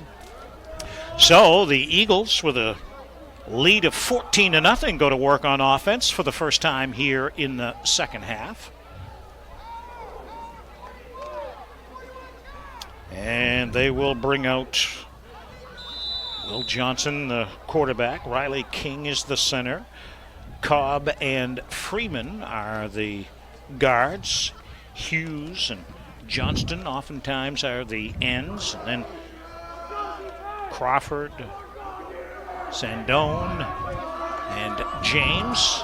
James, in fact, right now has the ball on a direct snap, gets the near corner, hesitates, and look at him go. At the 40, at the 30, nobody's going to catch him. How about Javon James? James with a carry and touchdown, Ellsworth. 64 yards. You're going to see 2 blocks by Will Johnson on the outside. He's already made 1 block. Now he gets downfield to take care of the safety, create some space there for Javon James to signal to his mates, thanks you very much, as he crosses the goal line.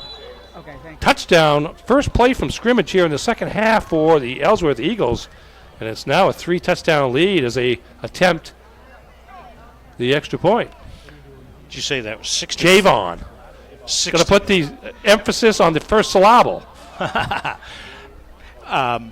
Did you Thank say you. 63 yards? 64. 64 for yards. Javon James. And there he goes for the 2-point conversion. No good. Looks like he's short on that. And so the score will stay 20-0. Javon James. What a run. Boy, he got to the outside. He kind of hesitated just enough to kind of use his blocks. Yeah, to use his blocks to get to the outside, and then downfield block by Johnson to help him get into the end zone. What a complimentary duo, though, between Javon James and Connor Crawford. And they both have speed, and Crawford adds the power game toward the inside. You have to respect that, and that creates open spaces on the outside for James, and it takes him no more than a second or two. He's a transfer from Springfield Central High School in Massachusetts. Didn't know anything about 8-man football until he got up here over the summer, late in the summer, and seems like he's taken a liking to it at this point, at least. Yeah. Well, guess what? He joined right in with a bunch of people. We didn't know much about it either until the season gets going. We're learning a lot more about it tonight, as a matter of fact. We hope you are, too. Kickoff will go out of bounds. That'll bring flags, and it'll mean good starting field position here for the Sacopee Valley Hawks. We're going to be back to the 11-man football thing at Doyle Field and Brewer next week. Next Friday night? As Falmouth and Greeley, right? They're Falmouth and Greeley, 2 schools that both made the Class B South semifinals last year.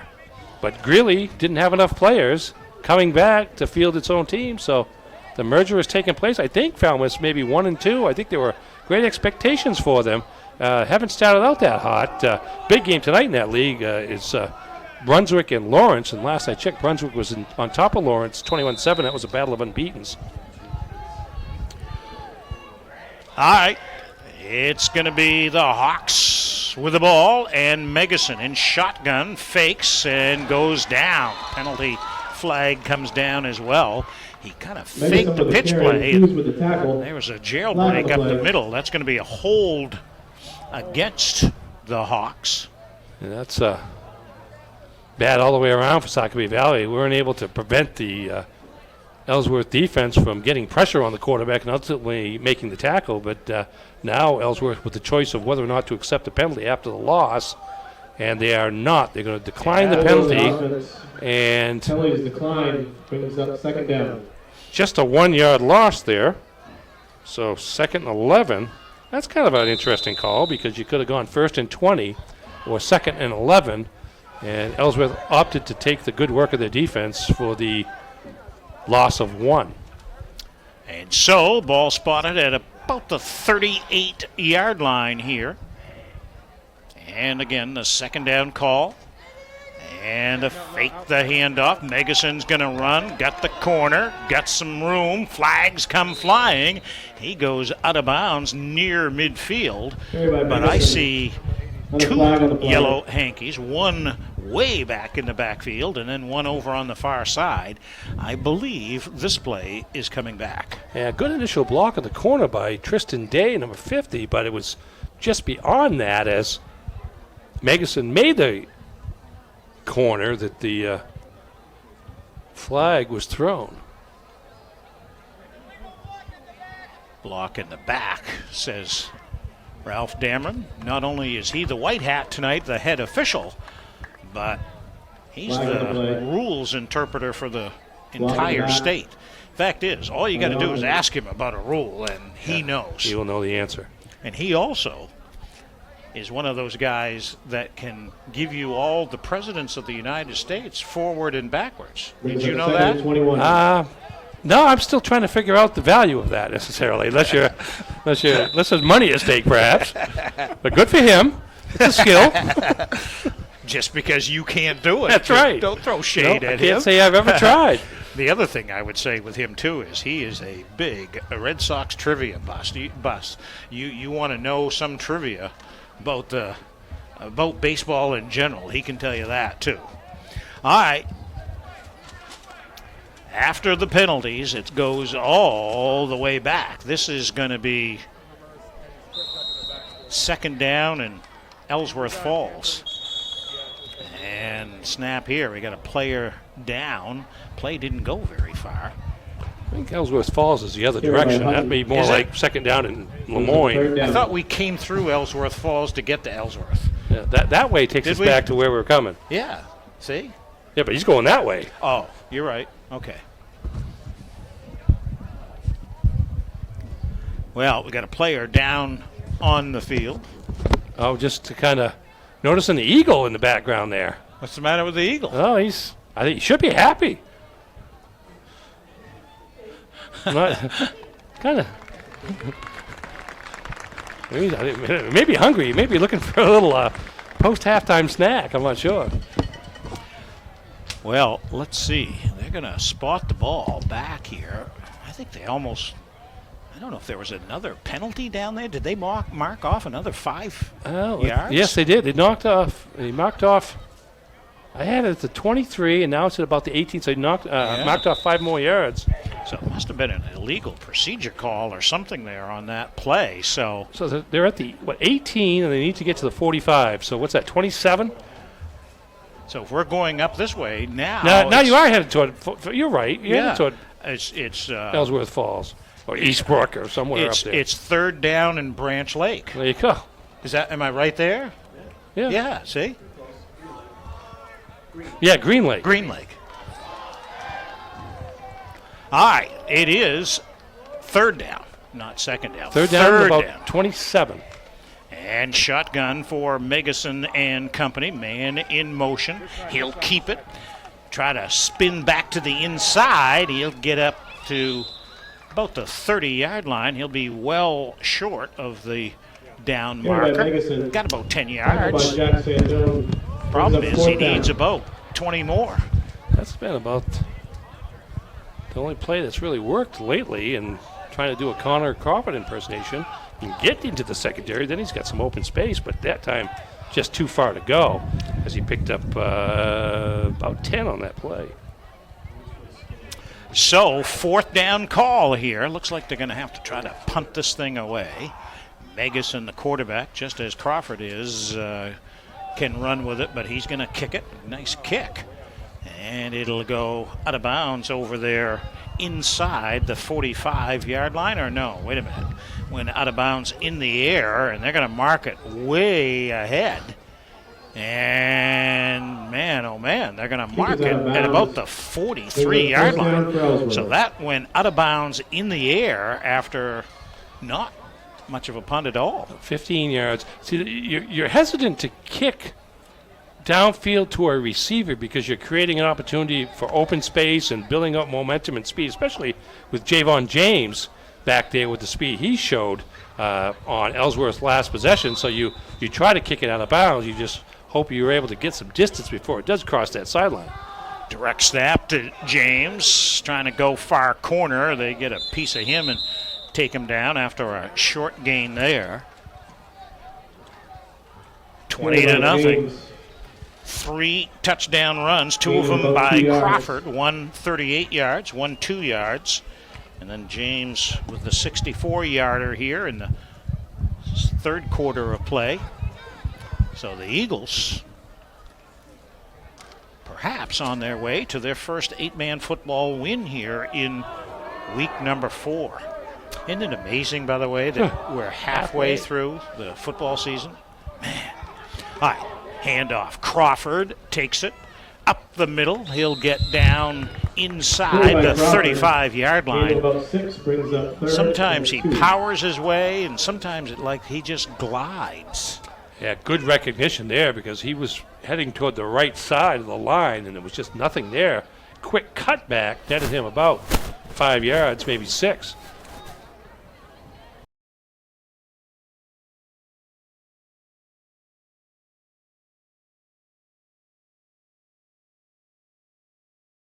Here. And again, James on the direct snap. And they snuff that one out, but he stays on his feet. Flags come out, and then he's pushed out of bounds. And let's see what the flag is about here. Yeah, that's coming back. Javon. Flag on the play. James with a forearm here. You're going to see to the helmet. And that's going to be, you can almost watch the official take his flag out right there. That's the flag. And it's going to come back against the Eagles. Kind of a hand to the face there, so that'll negate things there. That'll be spot foul from where it happened.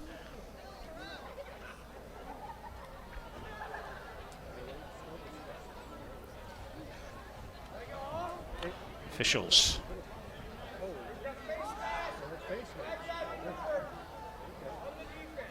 Yeah. Okay. Yeah. One of those 5-yard inadvertent face masks. So I wonder if the play is not on what face we mask thought on James. Must have happened somewhere else. Well, that was where the flag was thrown right at it. I but know. to be honest with you, I wasn't looking at the defense's hand. Ellsworth I didn't see it, but the call goes Ellsworth's way at least. 5-yard penalty. It's going to make it I think the chains haven't moved yet. I think it's a first down for Ellsworth. They're moving the chains on the far side now. It's at about the 25-yard line. Now Crawford trying to get outside. Can't do it. Good defense there, played by Thurlow and Maynard. And Stocks, I think, was in on the play there as well. And it is no gain, maybe even loss of a half a yard.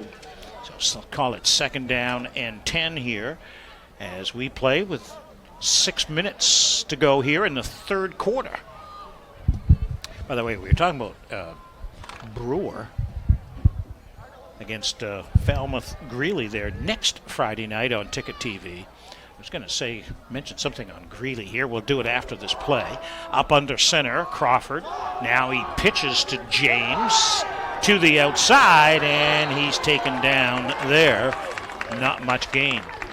going to say on Greeley, it's just hard to believe they don't have enough players. Even Falmouth, those two schools win so many state championships in baseball. Everything. Greeley There's wins. a third and 11 for Ellsworth. Yeah, and basketball. I think I recall Greeley having 7 kids coming back. Obviously, a senior-laden team last year, but not with a ton of kids. I mean, they probably did it with fewer than 30 kids, and just most of them graduated. But you think about it, 2 teams that made it to the semifinals in their region a year ago, and I mean, Falmouth could have certainly fielded its own team, but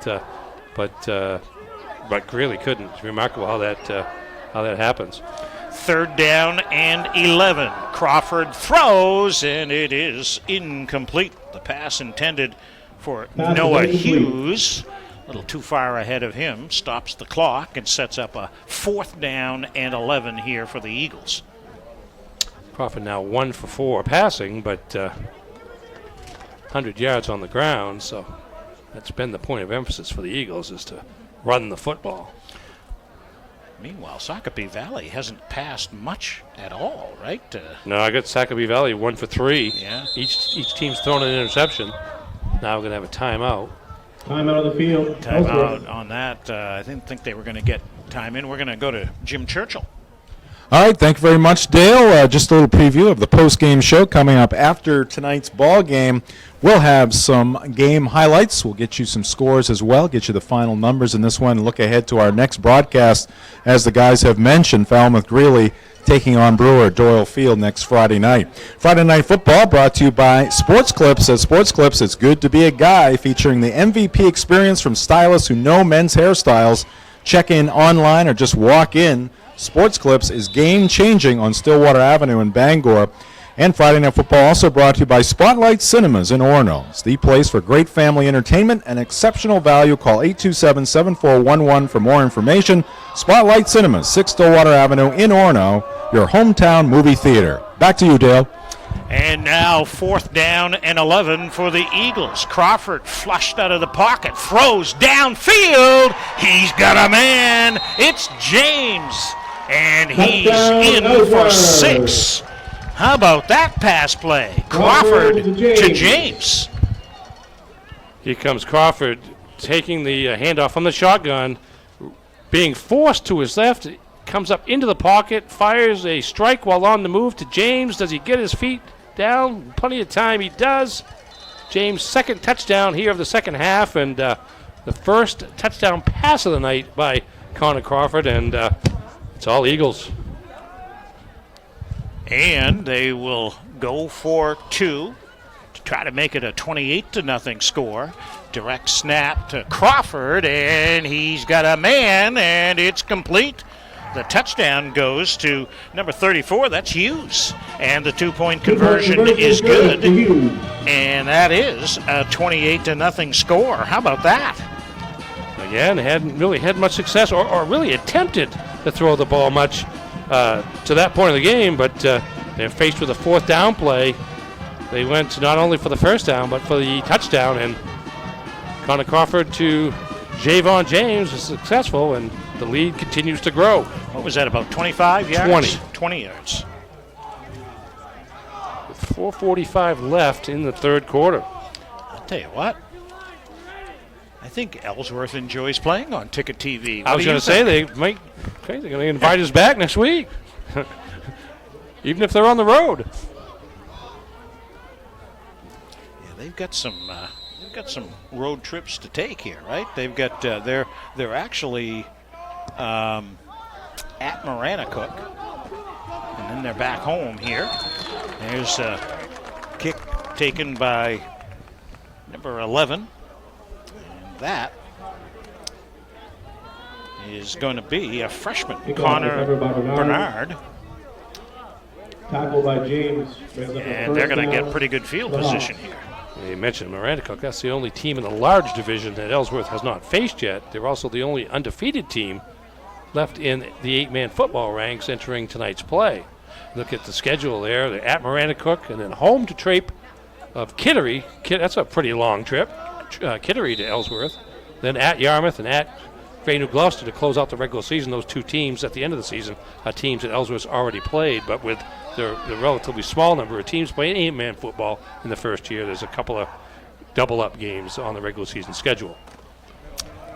Here's Megason with a Tom Brady quarterback sneak up ahead. Gets some pretty good first down yardage. They'll spot him down at about the 47-yard line, so that'll be a gain of about 6 on first down. Marana Cook's in Reed Field, which is kind of by around Augusta. Yeah, a little west. Yeah, a little west of Augusta. All right, second down here for the Hawks. They've got some work to do here. Ellsworth is now leading by a 28-0 score. 4 minutes and counting to go here in quarter number 3. Hutton in motion, low snap, and now Megason's going to take off and run. And he'll escape one tackle, but won't escape the other one. And he goes down near the first down marker. I believe that was Sandone again on the tackle. He's pretty sure tackler from back where he plays on the second level of the defense. Gets up a little gimpy there. But looks like he's going to be okay. Big guy, too. Yeah, he is tall. It's going to be good enough for the first down for the Hawks. So they get a new set of downs to work with here as they try to get on the scoreboard for the first time. Ball at the 42. Another low snap. Megason fakes the handoff, tries to run, and he's brought down in a hurry behind the line of scrimmage. It's back-to-back low snaps that kind of hurt the timing. Yeah, Connor Crawford, the first of 3 Ellsworth Eagles to get there after Megason gained control of the football. That's going to be a first down loss of 3 yards for the Sacopee Valley quarterback. All the way back to the 45-yard line. So now, second down and 13.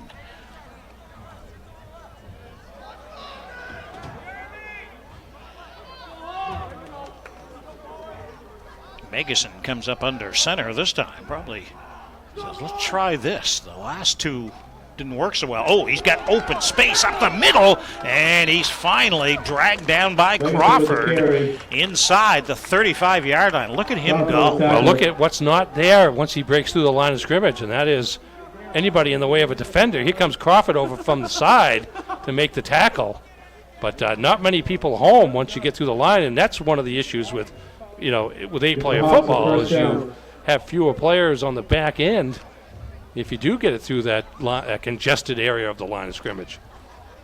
Tell you what, Crawford didn't get a hold of his shirt tail there. I don't think anybody was going to get to him. No. So, first down for the Hawks.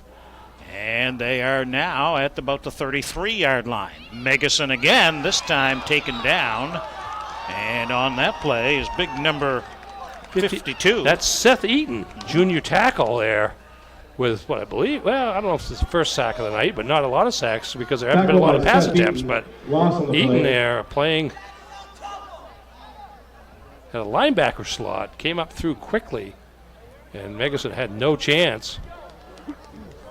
And that's going to be a 7-yard loss on first down.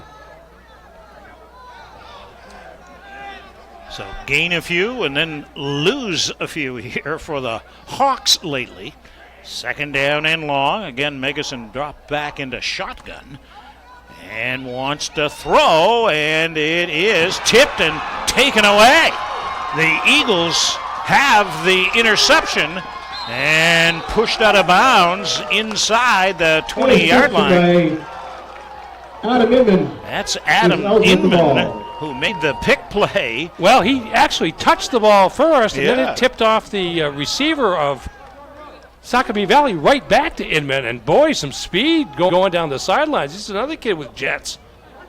One player to beat, and the angle tackle, but a great interception, great hand-to-eye coordination there to be able to tip the ball, see it tip off the other player from Sacopee Valley, the intended receiver, and then right back to him, and then off he went in the other direction for about a 40-yard return inside the 25-yard line of Sacopee Valley.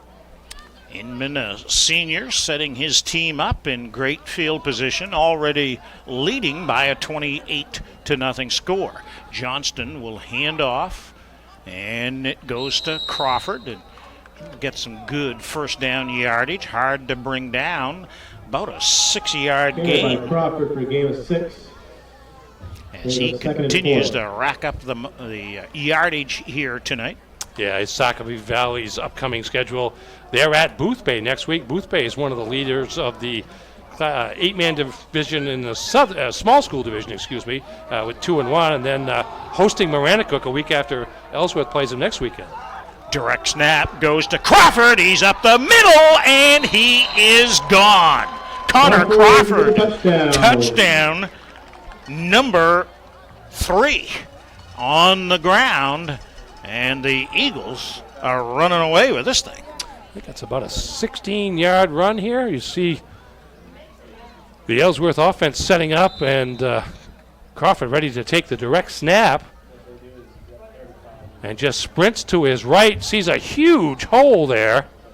Number 3 with a big block for the Eagles there.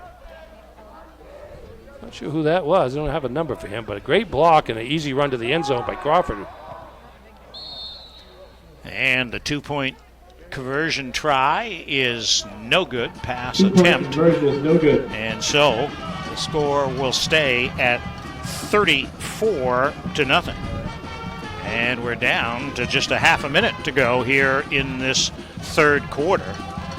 Connor Crawford, have a night, huh? 3 touchdown runs, and then a touchdown pass play to James. Yeah, I mean, you're just seeing James and Crawford especially, but some other guys being involved too. That complementary big play potential is just paying off tonight. Now, I'm going to ask you a question I think I know the answer to, but it's 34-0. If it gets to 35, we run the clock, don't we? I believe that's the case. Let's ask.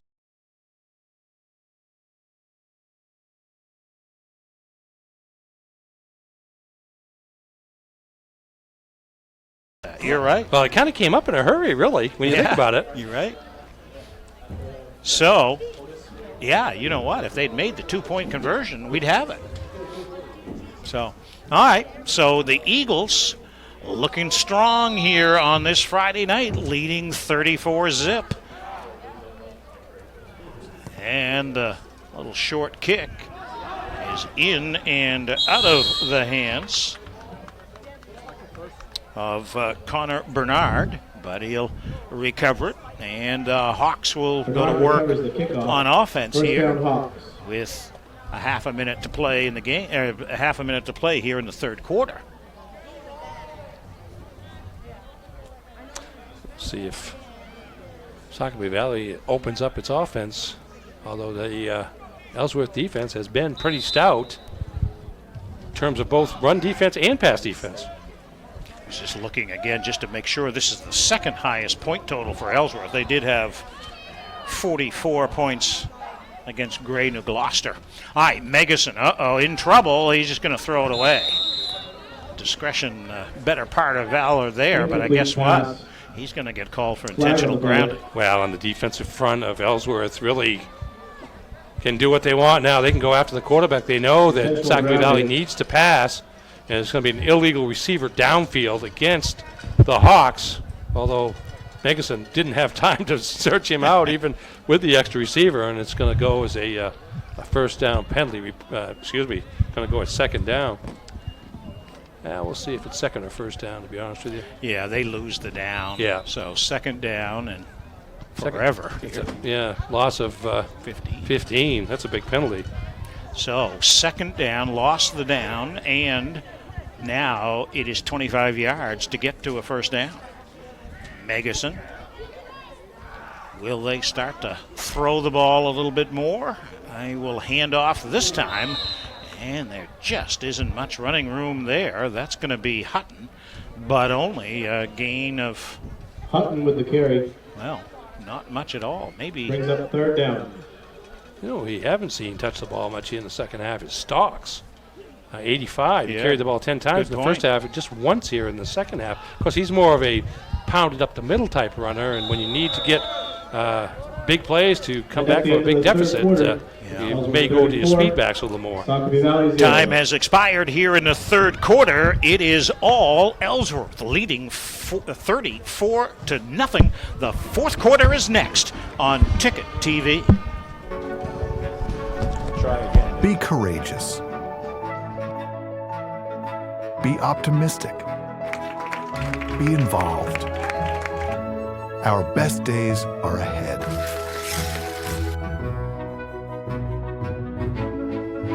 Dream first. Because you can. First National Bank. Member FDIC. Equal housing lender.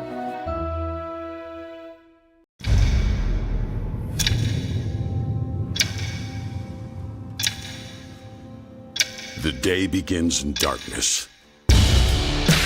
Time does not define me. It drives me to keep roads, schools, and storefronts open, making sure our town is open by daybreak and our livelihoods are open for business.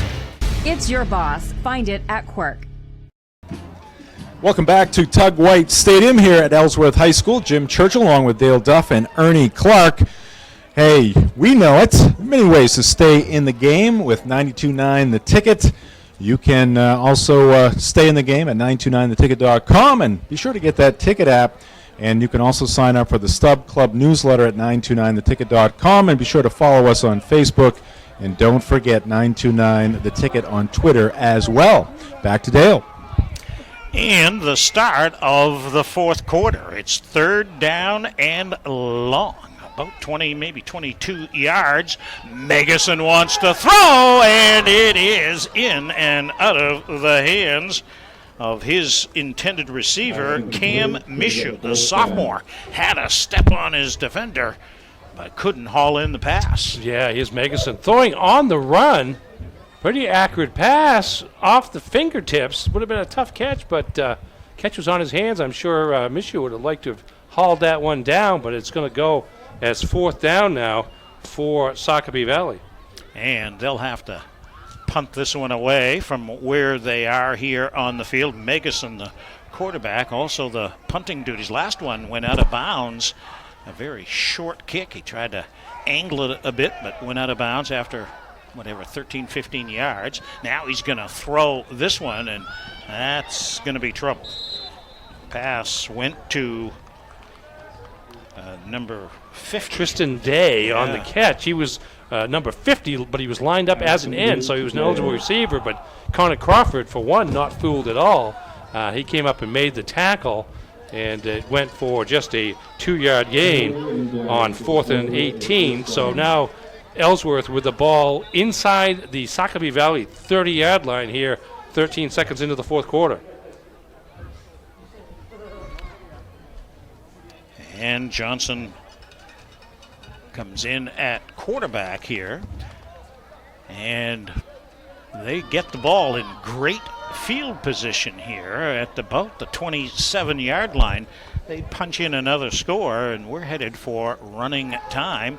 Johnson will hand off to Hughes, and he's got 2 or 3, maybe 4 yards on the first down play. Okay, we got the second team running backs in the game, such as you can have a second team with limited numbers on the roster, but Hughes there, and also John Sandone, the first-year football player as a senior who's done a great job on defense, now getting a chance on offense, this time lining up as a wing back on the right side. And this handoff goes up the middle, and pretty good success. Man, oh man, they just can't bring him down. That's Sandone. Yeah, he's a big kid. He got a first down. Carried by Sandone. How about that? Yeah, that's just using your body and leverage and strength, and a nice gain inside the 15. It looks like at about the 13-yard line. 13-yard line, gain of 11. Well, it's a long bus ride up here, and then staring at a 34-0 deficit here. I'm sure the defense getting a little tired too. Yeah, no doubt about it. So Johnson will roll to the right side. He got a little bit of running room. Oh, good tackle. Open field tackle there. Carried by Will Johnson. Yeah, get the name or the number on that tackle, but I thought he had some significant yardage, but they came up and made a great open field tackle. I think that was Hutton, number 5.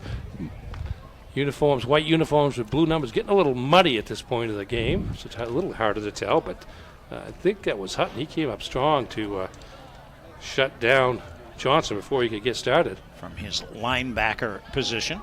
Now the handoff here goes to Hughes. He's got running room. He lost the ball and recovers it in the end zone for a touchdown, just like they drew it up. Noah Hughes. Yeah, here we go. There's Noah Hughes taking the quick handoff. Broke through the one tackle. The second tackler stripped the ball, but Hughes recovered it in the end zone. I think that's how the touchdown is ruled. Fumble recovery in the end zone by Hughes, but smart enough to see where the ball was going and knowing all he had to do was fall on it, so it's a touchdown. And that makes it 40-0. And now the Eagles will go for 2. Crawford in, and he fumbles the snap, tries to get to the outside, does, cuts it back inside, and gets in for the 2-point conversion. I'll tell you what, that just keeps adding to his totals for the night. And the Eagles now lead by a 42-0 score. Man, they've been impressive tonight. They really have. We will go to running time now with a 42-point differential. Yeah, I mean, they've shown a lot of strength tonight. You can see why they've been competitive in certainly 2 of the first 3 games, just unable to get across the finish line. But tonight, a different story is they've got some production really all over the field. I mean, it's the line doing their job to create opportunities, and the backs being able to take advantage of what the line has provided them, and being able to put the ball across the finish line. What is it, 6 times, I guess? Yeah, I would say it was six touchdowns altogether. So they're on their way to their first win of the season, their first win in 8-man football. And going to have a new kicker here for the Eagles as well. And that's number 83, Adam Inman, who has one of the pickoffs tonight. The ball is handled by the Hawks. And now the ball is loose, and Hughes is saying he's got it, but I think it looks like it's going to be marked. Yeah, marked down. Marked him down. Well, let's see. No. Hughes is celebrating. Tell you what, Hughes said, I had it, I got it, and we're keeping it. Well, he just recovered a fumble in the end zone for a touchdown, so he knows how to do it. See what we got. If anything, on that play, it was another one of those cases where the Sacopee Valley runner was trying to stay up as long as he couldn't get the extra yard, and there's always a chance of getting the extra yard, but there's also a lot of chance that pursuing defenders are going to be reaching for the ball, and that was the case that time, and Hughes came up with it, and Ellsworth with the ball again in Sacopee Valley territory. And you notice time is running even as the change of possession. There's a ball squirts free, and Sacopee Valley gets it back. Yeah, that time the recovery is by number 17 for the Hawks, Cameron Mishu. So just as Ellsworth got the ball, they give it back, and we have an exchange of turnovers. And meantime, the clock continues to run down to the 8-minute mark here.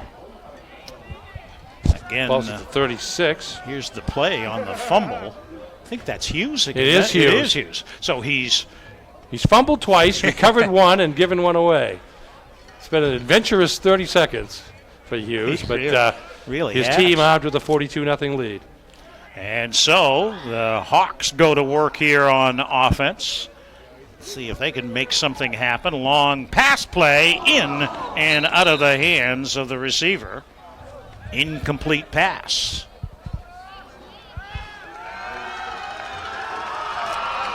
incomplete.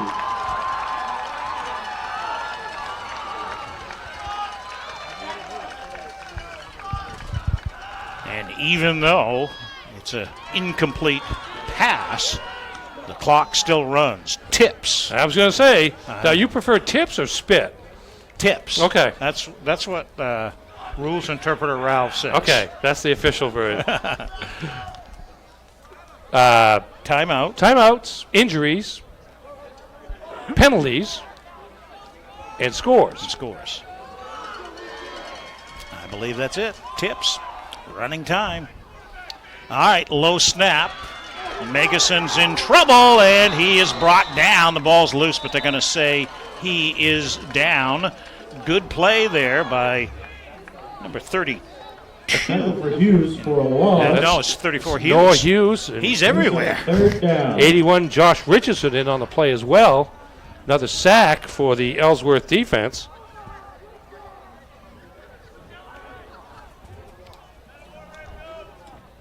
Loss of 10 on the play.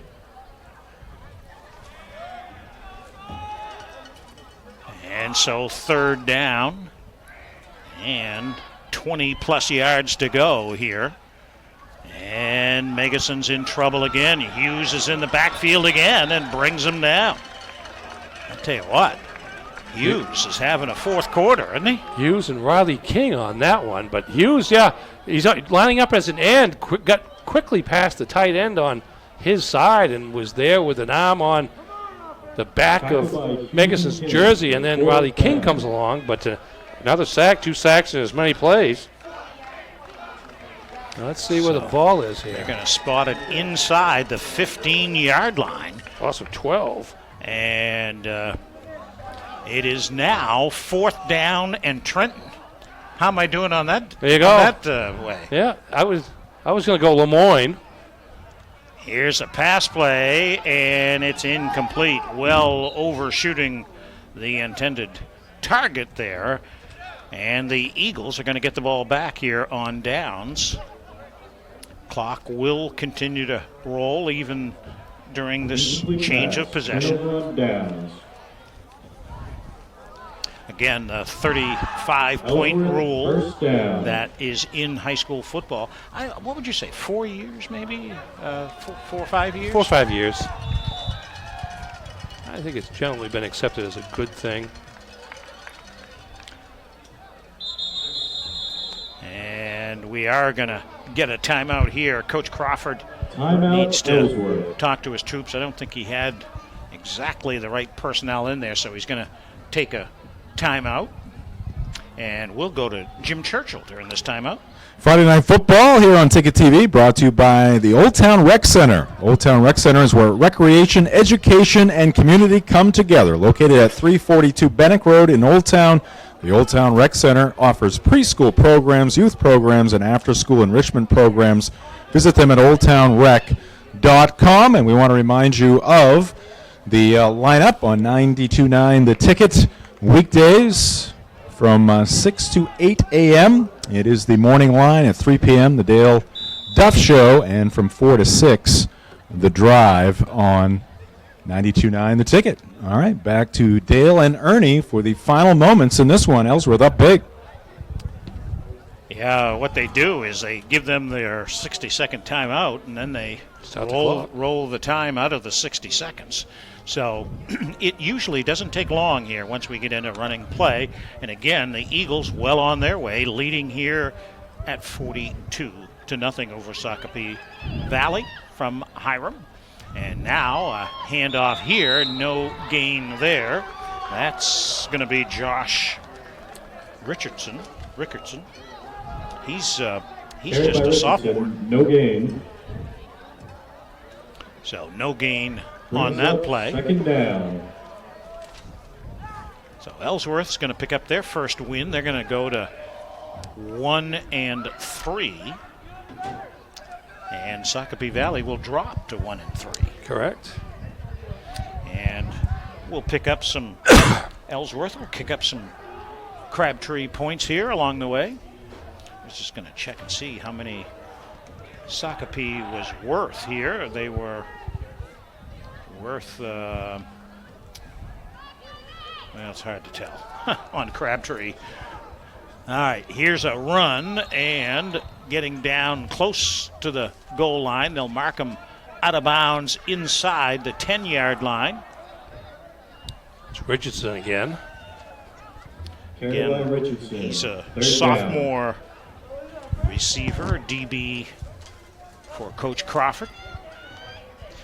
Not much doubt about it. His son, Coach Crawford's son, Connor Crawford, the player of the game, 3 touchdown runs and a touchdown throw. And an interception on defense. And he has thrown a couple of 2-point conversions too, right? At least one. I have him 18 carries for 122 yards in terms of the ground. Hasn't rushed as much here in the second half. All right, carry this time, and there isn't much room there as that ball carried by Richardson again. 4th down. And that'll set up a 4th down call here with the clock winding down to the 2-minute mark. About let's see, about a yard and a half short of a first down here. The ball's marked at the 6, maybe 2. What a difference a week makes, though, huh? The Ellsworth Eagles, a lot of illness setting in and all, and had a tough time of it down when you've south, and then you got everybody back this week. When you've got 16 players instead of 13, it makes a lot of difference, or can. Certainly is tonight. Handoff goes to Richardson again, and he'll be brought down short of the goal line, and that'll turn the ball over to the Hawks, which will probably be their final play or 2 of the game. The Eagles and their fans getting ready to celebrate here at Tug White Field. Tug White Stadium, I guess, to be exact. See, it's a great layout with the hill off to the far side behind the home bench there. You can sit up there and relax and watch a game. What do you think the chances of you or I going way at the top of that hill, sitting watching the game, and actually coming down without falling? Oh, God, wouldn't even attempt it. On the far side. Yeah. Can we get the card up here, please? My back hurts. My leg hurts. Everything hurts. I need a ride. Everything down here. Probably the final play of the game. Megason will take that snap near the goal line, and he'll get out of the goal line, and I don't think they need to run another play here, and that's probably how this game is going to end. Yeah, 59, Chris Cobb there with the defensive pressure against Megason, forced him out of the pocket, and then Megason slipped as he was trying to get back to the line of scrimmage. That would go as a sack, loss of about 3 yards on the play. Will they try to get in one more play here? They do get it snapped. Megason will carry, and jitterbugs to the middle of the field, and then he's finally brought down at about the 32-yard line, and that's going to do it. The celebration is on for the Ellsworth Eagles. They have scored their first win of the year, their first win as an 8-man football program, and they're some kind of happy about it. Why not? Well, pretty decisive effort, really. All 3 phases of the game went to the Ellsworth Eagles tonight.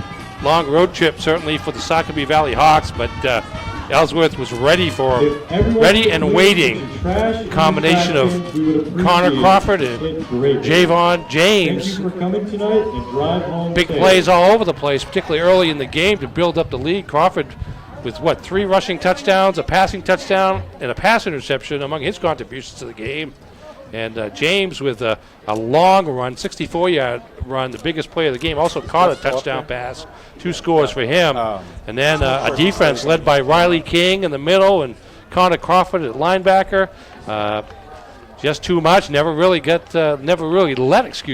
Sacopee Valley get going. Not much in the way of scoring threats for the Hawks all night long, and a big win, a long-awaited win for the Ellsworth Eagles.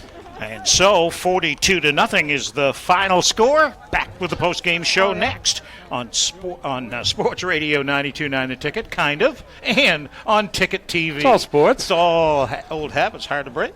And this is Friday Night Ticket TV. Sometimes life is a cluttered mess, but your car doesn't have to be. At Dean's Detailing, we have a variety of packages that will make your car look new again. Change your outlook. Book your appointment now at deansdetailing.com. Celebrating 50 years, Northeast Driving School is Greater Bangor's #1 choice for driver's ed. The Northeast team is experienced, professional, and dedicated to its students. Sign up today for weekday or weekend courses at northeastdrivingschool.com.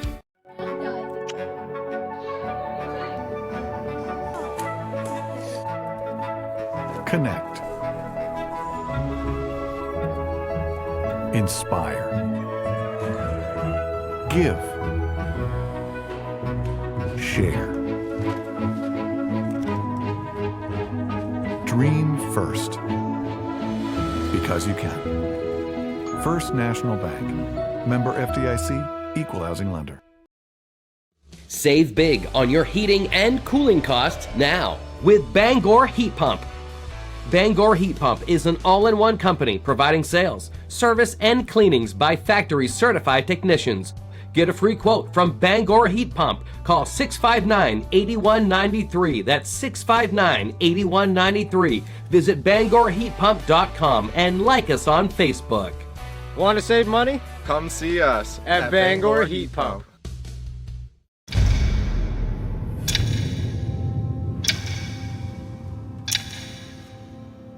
The day begins in darkness. Time does not define me. It drives me to keep roads, schools, and storefronts open, making sure our town is open by daybreak and our livelihoods are open for business. It's your boss. Find it at Quirk. Bangor Frameworks has offered custom framing for your paintings, photographs, and prints since 1989. Bangor Frameworks will frame and mat your sports memorabilia, and they even do shadow box framing for your favorite jerseys. At Bangor Frameworks, they take great pride in their superior workmanship, from the highest quality materials to the construction of the frame to the precise installation of your finished piece. Your favorite art and your special memories deserve the best. Visit Bangor Frameworks at bangorframeworks.com or stop by at 175 Exchange Street in Bangor. Spotlight Cinemas is the place for great entertainment and exceptional value. Spotlight Cinemas features low concession prices, 7 all-digital screens, and stadium-style seating. Spotlight Cinemas, 6 Stillwater Avenue in Orono, your hometown movie theater. Welcome back to the Friday Night Football broadcast booth. Jim Churchill along with Dale Duff and Ernie Clark, our presenting sponsors for Friday Night Football. First National Bank, dream first because you can. First National Bank, member FDIC, equal housing lender, and Quirk Auto Group. Quirk is your main boss plow dealer. It's your boss. Find it at Quirk. Guys, why don't we take a look at some of the highlights from this big Ellsworth win, their first of the year. All right, well, the Eagles scored at least one touchdown in every single quarter. The biggie was the third quarter when they scored 3 times. And, Ernie, this is the first one of the night. Crawford from 38 yards. Yeah, Crawford just rolled right, got a nice block to get around the corner, and then speed to the end zone for 38 yards. And that was just a minute and 6 seconds into the game. Here's the pickoff play here. That's by Crawford. High screen pass lob, and then they work the ball into scoring territory. I believe this is early in the second quarter now. And handoff from Johnson to Crawford along the right side of the line. Pretty good penetration by Sacopee Valley, but Crawford just too strong. And here's Javon James getting around the corner. Again, the lead block by number 12, Will Johnson, downfield against the safety, was the last one that enabled James to scoot into the end zone for his first touchdown of the night from 64 yards out. That's the first of the 3 touchdowns in the third quarter. Here's a Crawford TD. This will be the pass play. And guess who he finds? Kind of rolls to the left. And look who's all alone back there. Yeah, pass on the run. James behind the defense. Nice pass by Crawford. Good catch. And the lead continues to grow. Here's the Inman pick. That's pretty sweet. Well, it was. He tipped it, then it tipped off the hands of the receiver, right back to Inman, turned around, and he showed some wheels there to get down the sideline as far as he did before Megason finally drives him out of bounds. But that set up this play here. From 16 yards out, it's going to be Crawford coming around the end and then cutting it up. That was Sandone. I was looking to see who that block was earlier and didn't see the number, but it was number 9 with a huge block to the outside, and that created a big hole in the middle of the line, and Crawford went right through. And this is the final touchdown. Hughes fumbles the ball into the end zone and falls on it for 6. That goes as a recovered fumble touchdown for Noah Hughes, and he doesn't care how it's defined as long as he's able to score it.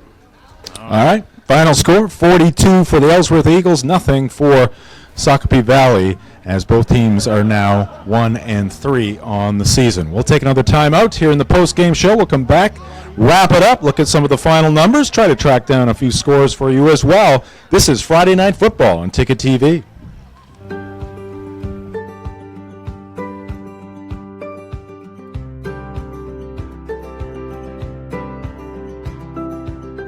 Come experience a real farming adventure at Drury Family Orchards. Voted one of America's best corn mazes, it's good old-fashioned fun for all ages. Open now until November.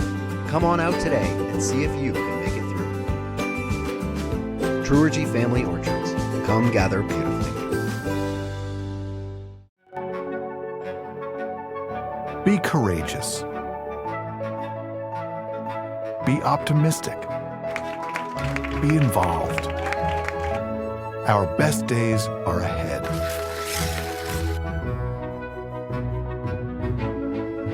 Dream first. Because you can. First National Bank. Member FDIC. Equal housing lender.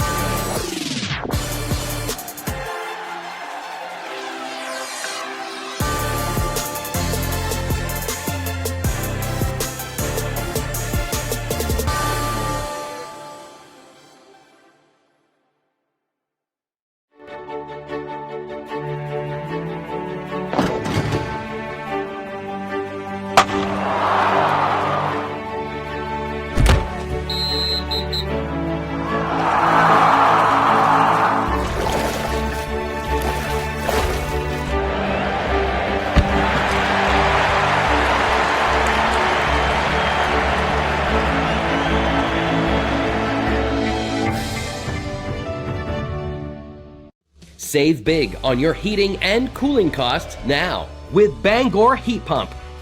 Bangor Heat Pump is an all-in-one company providing sales, service, and cleanings by factory certified technicians. Get a free quote from Bangor Heat Pump. Call 659-8193. That's 659-8193. Visit BangorHeatPump.com and like us on Facebook. Want to save money? Come see us at Bangor Heat Pump.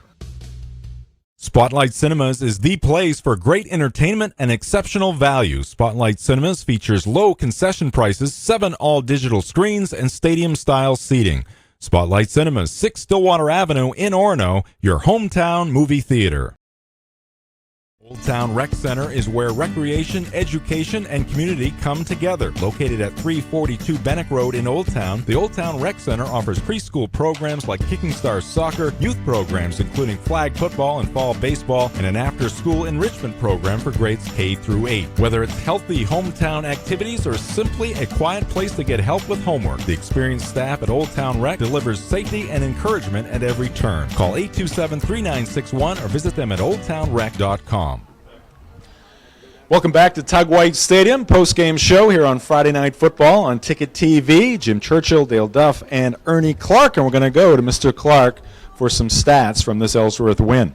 Yeah, these stats really do reflect the dominance of the Ellsworth Eagles in this game. The Eagles outgaining Sacopee Valley 261 to 84 in total yardage, and that effort led by Connor Crawford, the senior quarterback slash tailback slash linebacker, 18 carries, 122 yards, and 3 touchdowns rushing. Just 2 for 5 for 27 yards through the air with 1 interception. But that one of those completions, a touchdown pass to Javon James. James also had 98 yards on 9 rushes, including a 64-yard touchdown run to lead the way offensively for an Ellsworth team that did not commit a penalty after intermission. So a clean game by the Eagles that way. Just 4 penalties for the game and 4 quarterback sacks after intermission as well. So as the game went on, they defensively got even better in terms of putting pressure on the quarterback. Sacopee Valley just 84 yards in total, just 19 yards through the air and 65 yards on the ground. That was led by Megason, wound up carrying the ball 13 times for 35 yards, a total that was reduced significantly by the quarterback sacks, 4 of them in the second half for a loss of 35 yards. So a lot of pressure put on by the Ellsworth defensive front once the Eagles built up a lead offensively, and they knew that Sacopee Valley had to go through the air. So a really strong all-around victory for the Ellsworth Eagles, their first of the year. And Duffer, a very historic night here at Tug White Stadium. Yeah. First ever 8-man football win for the really Eagles. Is. And by the way, I just got to say this. They were exactly right leading up to it. Once they get out on the field and play football, it's just football.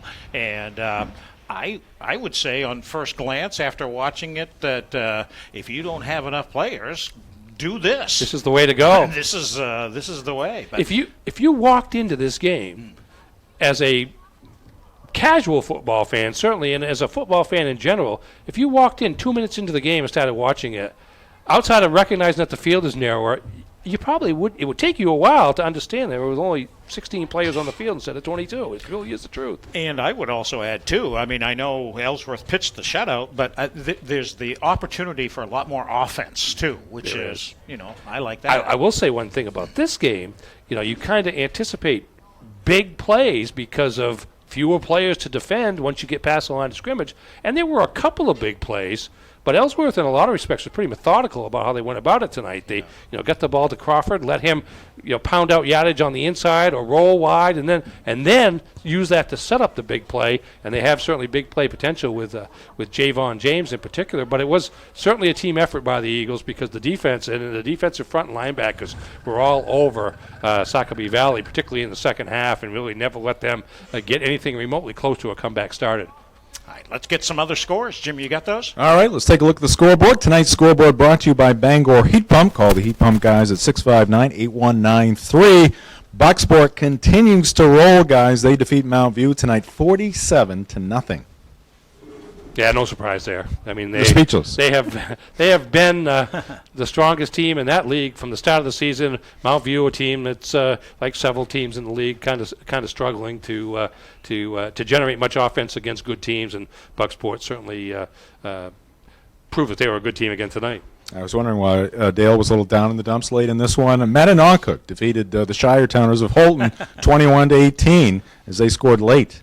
Yeah, last couple of minutes, I guess, the winning touchdown. We were talking on the way down about how we thought that was going to be a pretty competitive game, and indeed it was. That's a big win for Mattanock just to kind of get their season going. And for Holton, that's the second loss in a row after, I think, what they conceived to be a surprising lopsided loss to Dexter last week.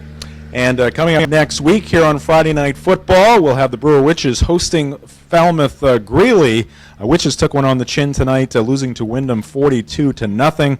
Bangor, same story, as they were beat up by Thornton. Yeah, another score, too. I just mentioned Dexter. Dexter rebounded. Well, that didn't rebound.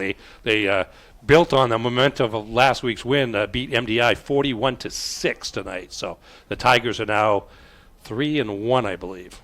And another impressive team in the local area, Herman, shutting out Nokomis 35-0. Yeah, no surprise there. All right, that'll do it for the scoreboard, and that's going to do it for our broadcast here tonight from Tug White Stadium.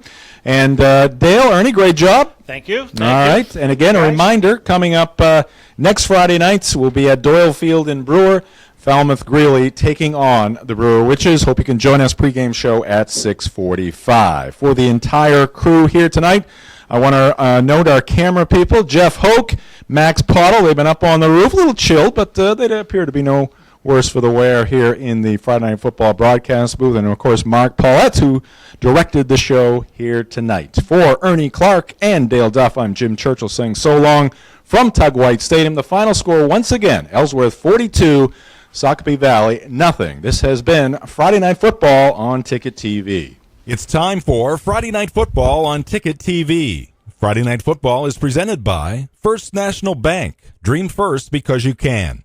And by Quirk Auto Group. It's your car. Find it at quirkauto.com. Friday Night Football is also brought to you by Bangor Heat Pump, Coastal Auto Parts, Truidge Orchards, Bangor Frameworks, Dean's Detailing, Sports Clips, and by Greenway Equipment Sales, Spotlight Cinemas, Tradewinds Markets. Friday Night Football is also brought to you by United Technology Center, Northeast Driving School, Seaboard Federal Credit Union, Danforth's Down Home Supermarket, and Old Town Rec. Friday Night Football on Ticket TV has been a production of Maine Sports Leader 90.